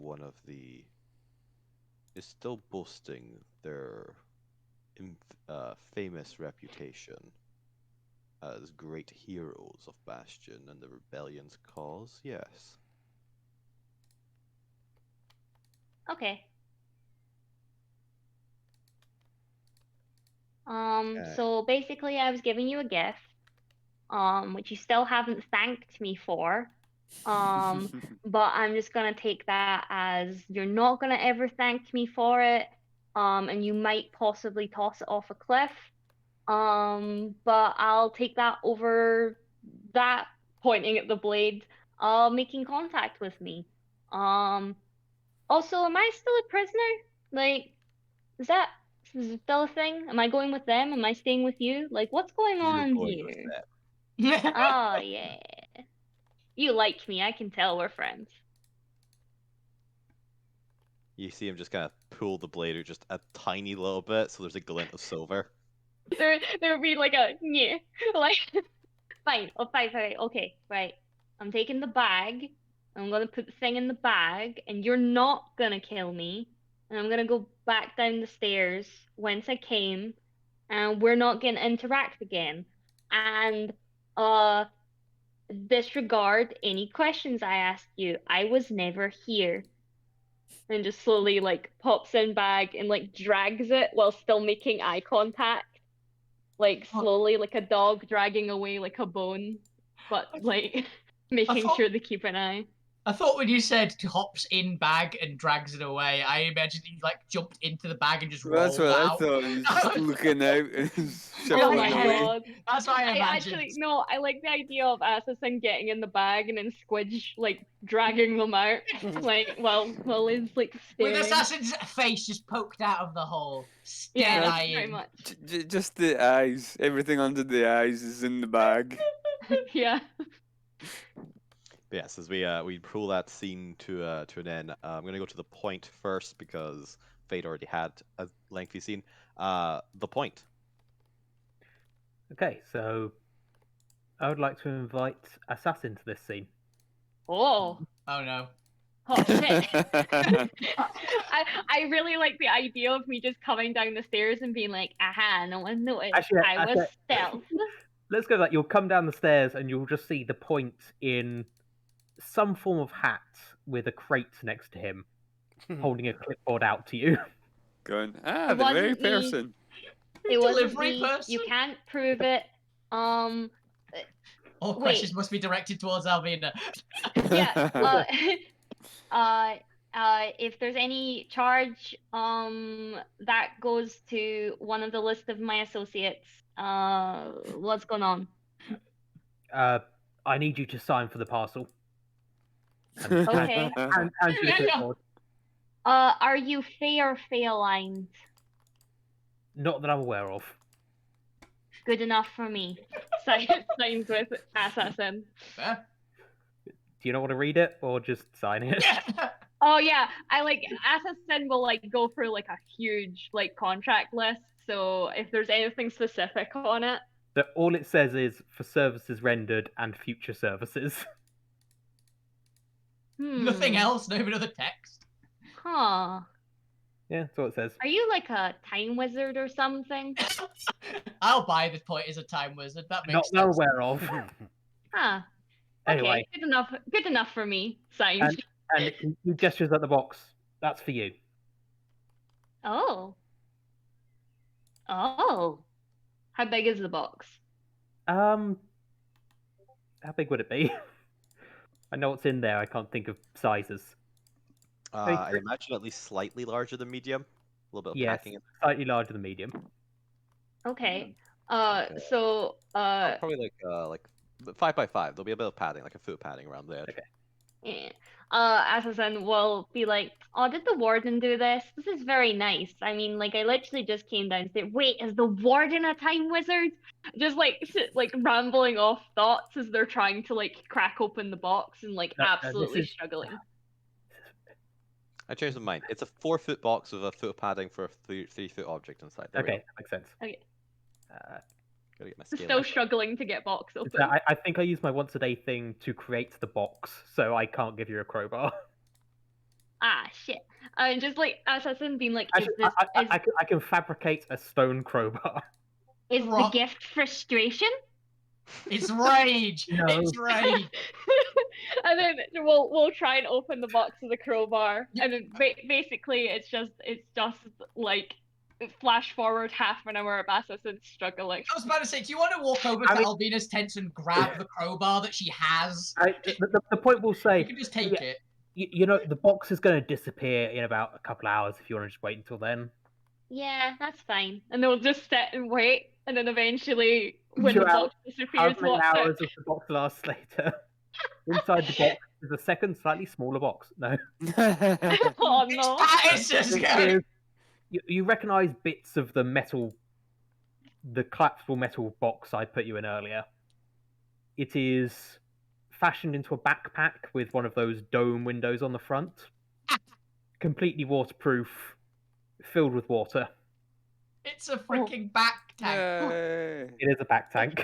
Yeah, Is this I like that. is this for me? Yeah, for You need past services and future services. Yeah. You need to get Elvina right now. Get them. They need to be here right now. Like tapping like instantaneously. Of like The need to point be is, here. Alvina. I like.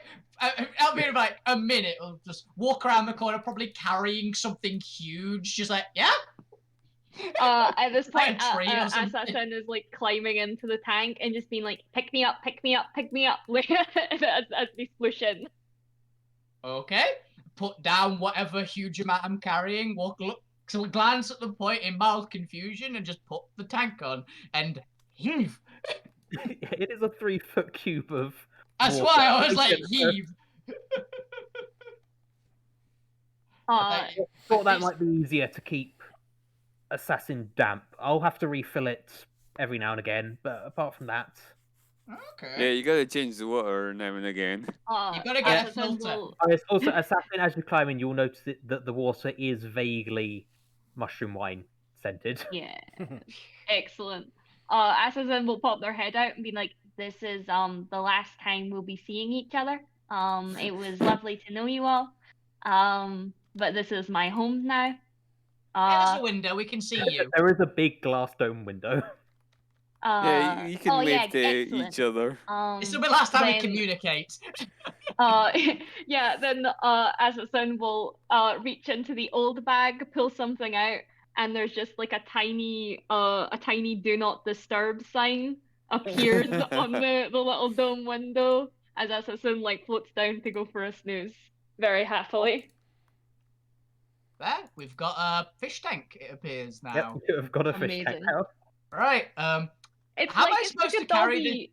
yeah. It's like How, a doggy window backpack. how am I supposed to carry this and my backpack?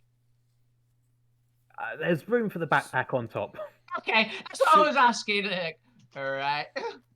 How do we do this? It's sturdy, right? It's sturdy, yeah. Okay. So the point would have thought about the technical details, Alistair did not. It works. That's Yeah. all that matters. I think it was Oh basically my like, it's not, God. if I put this down or sit down, it's not going to shatter, right? It's basically what I mean. It's reinforced glass. It's fine. It's magic, that's how. Magic, don't worry about it. Artificery. Yeah. They're an artificer. Yeah. So yes, as the scene fades to a close, you see Assassin in their newly formed, beautifully designed fish hold backpack. They should have put it as fish tank backpack. I onto my haven't thought of a good cursor. name for it yet. Like backpack of water holding. If it wasn't copyrighted, I would go with just a Bacta tank. Yeah. Well, it's already been Yeah. taken, unfortunately. I mean, that's all I was thinking of. So In Yeah. order to get to that, Fade, was there anything you wanted to do after your introduction? Any mini scenes you wanted to do? It's just a small one, really. But I really don't know who to invite to it. I've been thinking about it, and I can't. I don't. Maybe Assassin might be there, but What? I wouldn't specifically go looking for a person. If you've got Okay. one that I would suggest would be Oh, a yeah. cool one. Like it's the character who's inviting people, not the it's the player who's inviting people, not the character. If Yeah. you want people Okay. to coincidentally be there, that's fine. Yeah. There's one if you want a suggestion from me, I thought of one which would be cool. Yeah. Grab go for it. Zormir. Grab Zormir. Well, I was thinking because one of the last happy memories that the professor had here was at the sort of tidal wave thing that happened. They would Yeah. maybe get Yeah. a Ken After for the sort of rock concert. walking along this sort of beach area here. And so they just sort of stand at the edge of that pier there and just look into the water. And just look into the water for a while. And just sit there and remember because try and remember because that's all really they can do now is just try and remember who they were and what they are now and See things that were, what are, I mean, and what have not yet come to pass. I've got a good interaction for the scene. If you just Yeah. want me to essentially just float on by. If you could, that'd be good. Like imagine Baloo the bear in Jungle Book. Yeah. Like just like floating along and then just kinda like leaning up and just be like, oh hey, you're the new one, right?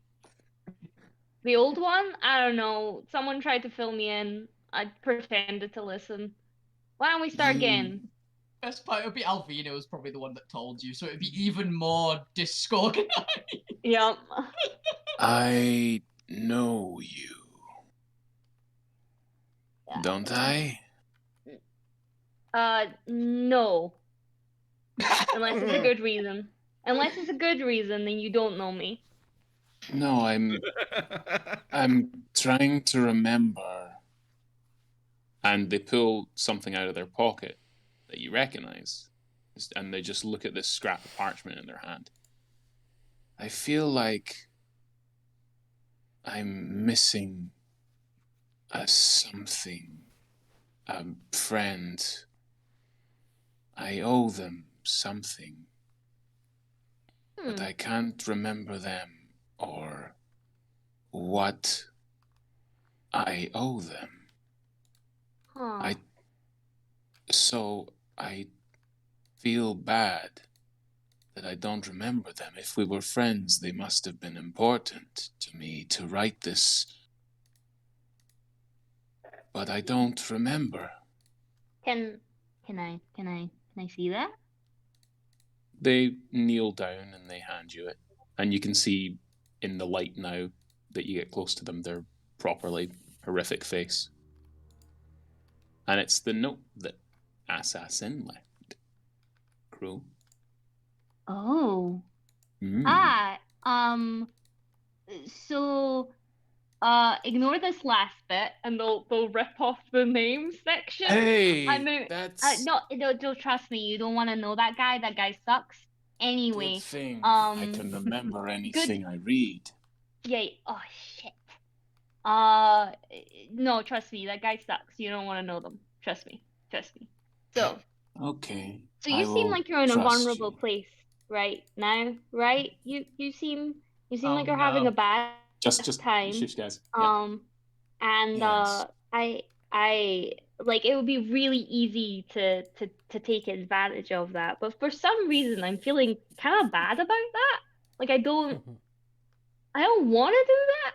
So how Do about you also need a friend? I have many friends in many places. And I think they'd probably want to meet you. You seem pretty cool. So, maybe we can go visit them together. That seems nice. Yeah, they might seem like they don't know me, but that's like an in joke, you know? So it's a bit we've got going, all of us in You the knew old me gang. before. You remind me. Was I a good person before? I'm a bad person to ask. But as you do ask that, we're actually gonna bring the scene to a close there because I think that's a great ending That's a point. good ending point, yeah. I'm a bad person to ask. Fades to Yeah, black. I'm a bad person to ask. Yes, it's a biased opinion. Yeah. But yes, as each of you had a very, very lovely, beautiful scenes as we move towards the final scene so we can end tonight. As it's been a couple days now, and Zormir is finally ready to unveil the new Curio 3. Now semi-function, well, now fully functional, if still in need of additional repairs.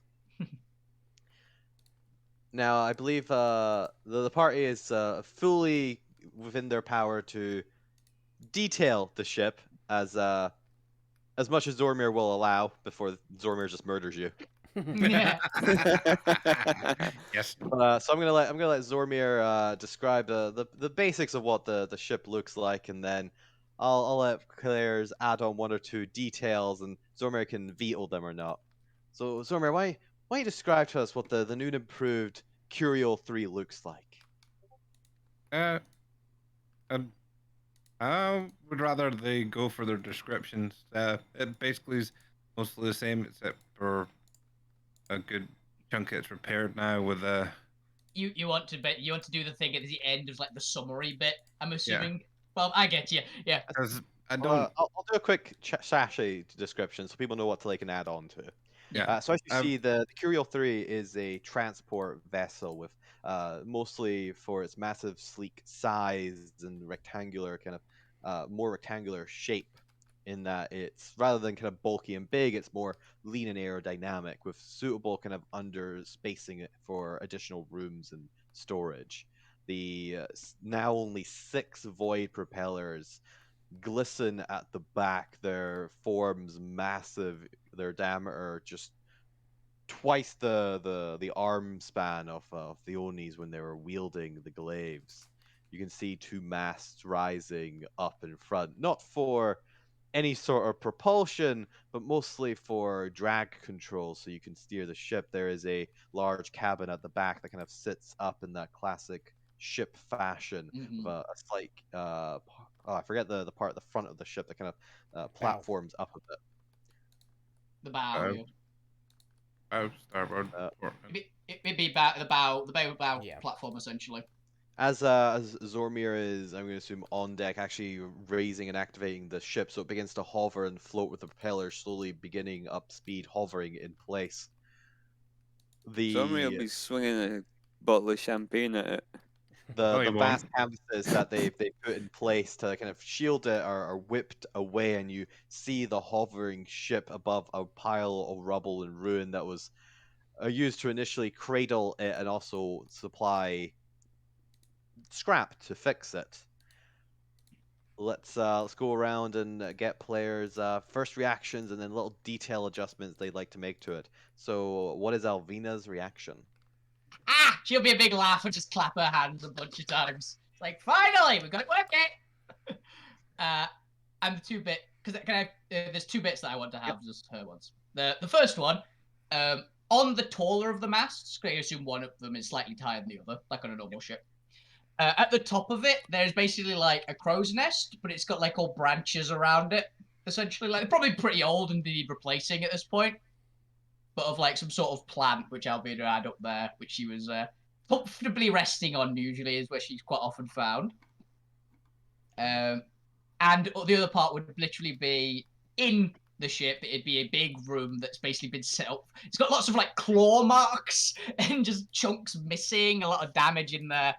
Of a big room which has evidently seen a lot of pets in it, and it currently probably has the pair of hydras probably asleep in there. Yes. The plan is for to have essentially a ship diagram in a future week where you guys can update and customize the various rooms in it. Yeah. We should have But that. Chris would is have still working on his digital art skills, so I'm just gonna be. Luckily, we're gonna have a week break after this anyway. Yeah, you'd have like a few plant type things and rocks just to make it. I'll give you guys a chance in the future to properly decorate your rooms, Yeah. visually from an artistic point of view. Yeah. Pet room and crow's nest is what these two ones are. Yes, fuck you. What is your reaction? Fuck you. Basically has next to no reaction to it. Yeah. Yep. That's about it. He's just like, yep, it's all right. Basically, he's just, He's like, it's about time. Yeah. I'm so tired of walking everywhere. But yeah, he'll essentially go to his room, and put up a. So his wall, one of the walls, will just be covered in like images of people. Some of them with like crosses over them. I know exactly what this is going to be. And like some of them like circled, a few of them with daggers in them, and then he's just gonna paste up a new picture, and it's Big Toe. Yeah. Damn it. Yep. All right. Gwent, you have never seen this ship flying, and this is entirely new to you. What is your reaction?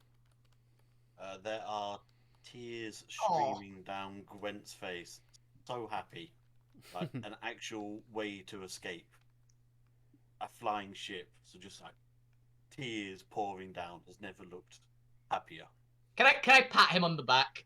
Like just a friendly pat on the back. It's like, and just nod. Not really say anything. Can I just do that? You okay with that?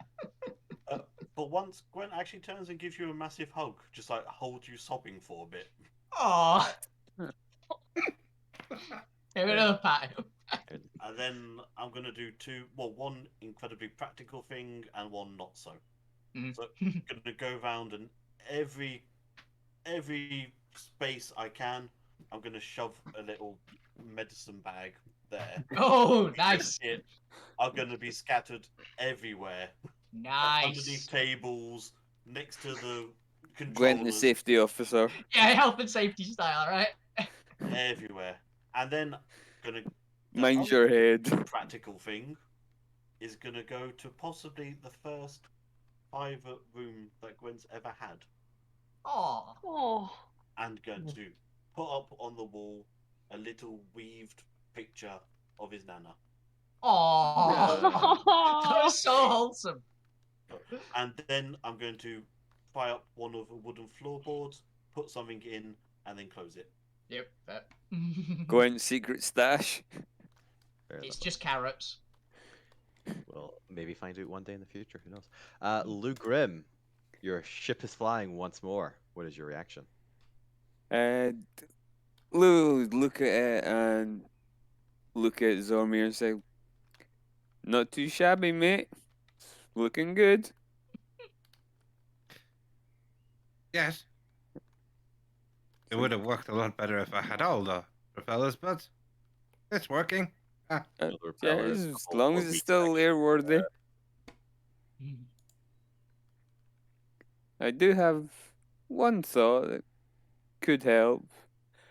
Could maybe make a gun that can have a magazine of my wand of magic missiles. Just as a suggestion. You're meaning channel your wand of magic missiles through Yes. something. Through a tube. As if you could fashion something that would work that way, it might help defend us. I have a comment for after the stream on this particular point, by the way. Bob knows what it is. We'll leave that as a Yeah. thought for after. Yeah. Just a thought, but, So Gatling guns. but overall, ship's looking good. Mhm. Is there any adjustment to the ship you want to make? We'll leave the adjustment of that weapon for now until I figure it. Well, Oh give yeah. more Is time there to- any aesthetic thing you want to do, Neil? Yeah, does Lou want anything to be his on the ship, basically? I mean, you always have your own rooms, but is there Yeah. any, like, a decal or I don't know, something you want to plaster on the ship or add to it? Which is entirely optional if you can't think of anything right now. Yeah, like You guys will be traveling the ship for a lot of time. a piece of paper saying like, "President control sucks." Rebel. Assas in. This is your first time seeing their ship fly as well. What are your reactions? This goes in the water, right? This flies out, but then it goes in the water because it's a boat, so it goes in water, right? No, it's No. an airship. No, Yeah, no. we've got you your new house. It's fine. It can go in water though, right? I assume it floats. Not Does it really. float? Does it float? We've never tried. Should float. We've never crash landed in water. Maybe. Surprisingly. It Okay, might go along okay. the surface, but I'm definitely not going underwater. Let's please not go underwater. Look, so I get a bit airsick, Yep, Frat so speed just, just be aware of that. Oh You- god. you don't wanna see- Second you your really don't- tank. You The sec- really don't want to see me throw up. I throw up acid now. I don't ask. It's just a thing. Just Note to self, reinforce sick bags. Note to self: plank that assassin can throw up over the side of, so they don't accidentally burn anything. Assassin, any aesthetic redesign you want to add to it? So they'll probably find the smallest room possible. That's just like probably something like a storage room. Wee And cubby then hole. just and probably like drag out a bunch of different things. Make it like sufficiently damp. There's eventually gonna be mold and mushrooms in there, but we're just kind of cultivating a good startup for something like that. You know, I thought would be great, by the way. Your bag, I imagine, my brain tells me it looks like a washing machine. So, Yeah. can we put you in like the utility room? Oh my god, yeah, absolutely. So yeah, basically I'm just kind of cultivating my own live cultures essentially. In like a random tiny little cupboard, and for someone to eventually walk in and like probably smell damp from somewhere and be like, what is that? And eventually walk in on just absolute horror. Because I don't think anyone's actually gone to the left side of the settlement. The green area over there is the hydroponics, and they do grow mushrooms there for Oh consumption. my, yeah. So mushroom I farm. probably There's food. Alvina yeah, went over when there I- at some point. when I was probably hunting for specifically like psionic mushroom fodder, I probably picked up like a few different cultures and stuff for myself, because while I was doing a favor, I'm still a little shit. So Yeah. Obviously. kobolds be For kobolding. personal use. You also know Yes. that each of the encampments of each of the patches are all encased with silver arcanite gate or like very thin fences around it. Hmm.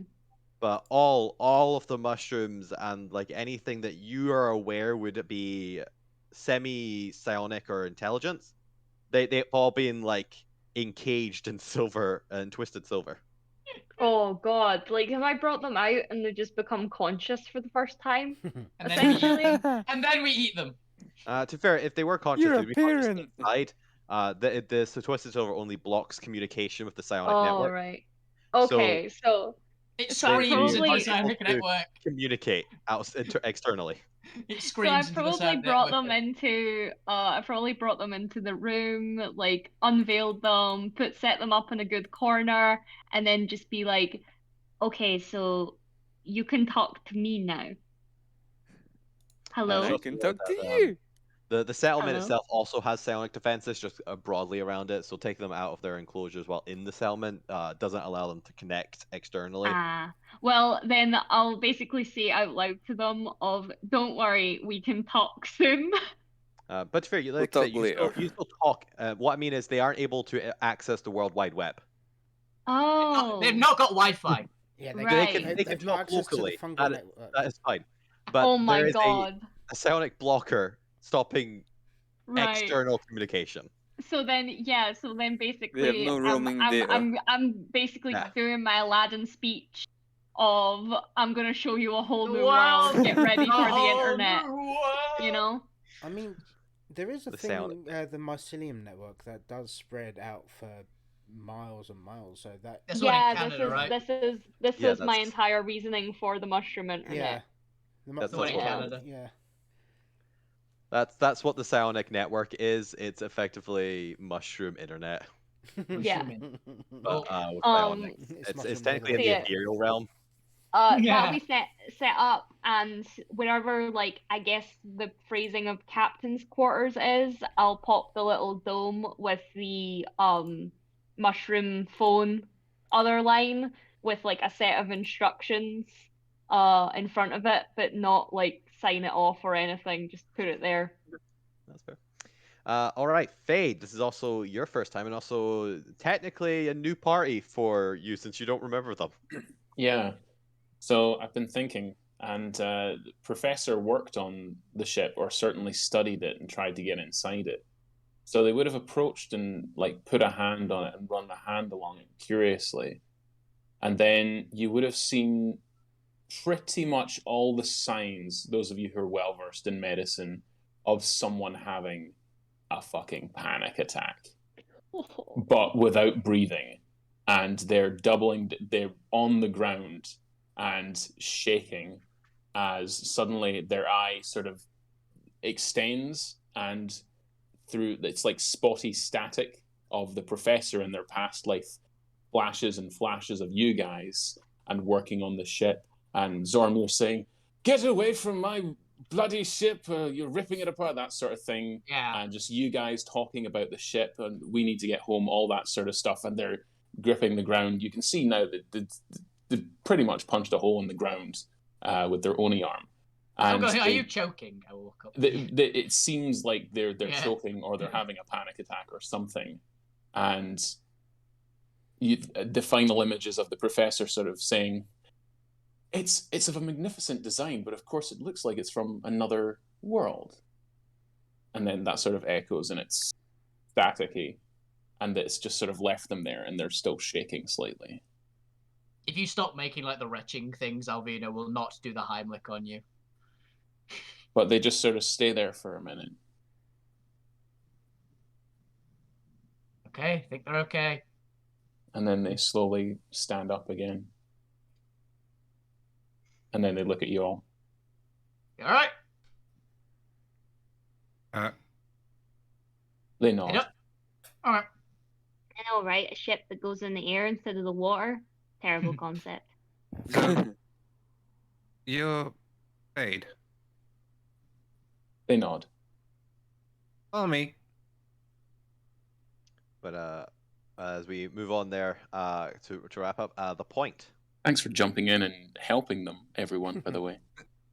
Is that I literally went, "Are you point doesn't know okay?" how to help, yeah. I went, "Are you The- okay?" Because it looked like The you were one choking that they, to death. the one that they hate the most, that's all they know is hate for Alvina. Yeah. And Alvina went in and helped. I'm so glad, actually. That actually worked out quite well. They would have taken your hand if you would have offered it to help them out. In fairness, I was going to cast Channel Divinity on you, turn undead. Oh. Too late. Rude. Okay, so, Yeah, I'll offer you a hand. two things. First up, the wall room. I'm going to essentially soundproof that and put a. I mean, I think that's I why bet the it's wall already was there. soundproof. Yeah, the wall Yeah. was there. That's the reason why. And put one of those signs you get at recording studios that just says recording. It just says tinkering. You've just fixed it. I imagine we already had one and you just fixed it. Like it was Yeah. broken. Change the bulb. And also, when he's round the front of the ship, he'll be a bit teary, go, "Oh, she's beautiful, but she needs something." And we'll go up to the prow, pull out that mask we stole from the Yay. Oni King's place. Yeah. So start to go and fix it to the front of the ship, and then turn to Fade, and then just go, "Do you want this?" What is it? It's a mask. I don't think it's magic, but no offense, your face is pretty fucked up. It looks like you've been hit really hard. I did see you trying to hide it earlier. You might prefer this. It's a bit more tactful. Yeah. Tactical. I thought you were going to say tactical there, Neil. It's tactical maths. It's tactical as well. Thank you. Don't mention it. And then the point will turn back to the prow and use fabricate to make a figurehead. I haven't worked out what it's going to be of yet, but of Dragon. something. I mean, We'll something find out relevant. next time. Yeah. Alvin is a dragon. No, Alvin is not a dragon. Alvin is a seriously a The dragon. point was anything else you want to add there, or? No, that's it. As everyone starts kind of boarding the ship, you look out to see Abigail with several bags packed around her. The warder and the figure that you saw her arguing with earlier, kind of standing a short distance away. She coming on? I'm I waiting. mean- I'll be waiting on the ground, just waiting for. I mean, I was going to show Fate some what I I got it. prepared. Show Fade. I got this, Summer. The Okay. two figures kind of nod to her, and you actually see Abigail looks to be in nearly brand new armor. It's still the Marauder style, but there's a couple of extra pieces here and there, and what she's wearing appears to be brand new, fresh off the of the smithy. Yeah. Yeah. As she kind of nods up to you and picks up her bags and begins boarding the ship. Yeah. You I see help that with there's a grin across her face and excitement in her eyes. Alvin will just go, welcome aboard, and be helping her with her stuff. The point will make eye contact with Warder. Kind Not of looks at all of anything. you. I've never flown before. This is it's gonna be new. It's a lot of fun. It's okay, Zormir's flying. Fuck you, shouts from hell. No, he's not! So then I'll be back. someone will be flying. I've only crashed it like Someone's 3 not called times! Alvina. Warden and Louis kind of give you all a nod and then move away. I'm allowed to fly it. I cast message at the warden. I will protect her. I remember. I promised. I promise. You do not get a response back. That's fine. But with that, is there anything anybody wants to say? No. I've got one more thing I want to do, since I didn't do anything with the vessel. I take the warder to their new chambers where I've taken some of the stuff from the professor's lab and installed it. Aww. And Fade's got his own lab. I know I didn't get on with apparently the former person of you, but we did come to an agreement that we'd both work to help each other and save things. I hope we can work together and make this world a little better. And I thought better to have some of your own stuff to familiarize yourself and maybe gain some of your past lives memories. But I would like someone to essentially help me control the chaos these people make. If that's okay with you. You think I can help control chaos? I have no idea what you're capable of. But No, let's have some fun. I seem to have a don't blank- know either. But that's the good thing. You'll have a blank slate to work on. Oh, this is your room. If there's anything you wish or require, come find me. And look forward to finding out who you are, what you stand for. Thank you. And shake his hand and leave. Alright. Alright, with that, we're going to bring it to a close. We'll flesh out a lot of the technical detail over the next 2 weeks. We are off from the main series next week. The players are more than welcome to run a one-shot in my absence, but I will not be here. Let me know and I'll change titling and everything beforehand. But as one little extra bonus content, as the ship begins goes through the large tunnel they initially dragged it in and begins flying up over the horizon of Titan Guts and begins We're still blindfolded. and begins its voyage to your next adventure, which will also flesh out more in effectively the in-between time. You spot something on the horizon, a small figure floating not too far away from over the previous expansive area you know as the guts where the massive holes down are. It seems that they're flying to the east, firmly from the location of the Oni's palace. And as your ship gets a little bit closer and Alvina is able to make out the figure from such a vast distance, you notice the very familiar shape of Drax the Aboleth. Hey! Only there's something distorted about his shape as Alvina gets a better view on him. It seems that their mouth is massively expanded, and hanging out of it It's a table. is the arc table. For fuck's sake. Drax Wait support! for me! Alvin will Wait be for screaming me! now. Drax support, and he's eating a table. As the party is able to meet up once more with Drax and Yes. unlocks an arc table for the crafting room. Hell yeah. That is where we're going to end tonight's session. This has been the intermission session while we slowly reboot and adjust things and recalibrate.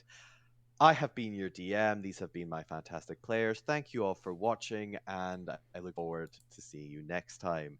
Tune in for more adventures. This has been Alterra. Bye. Wonderful. That was great. Oh,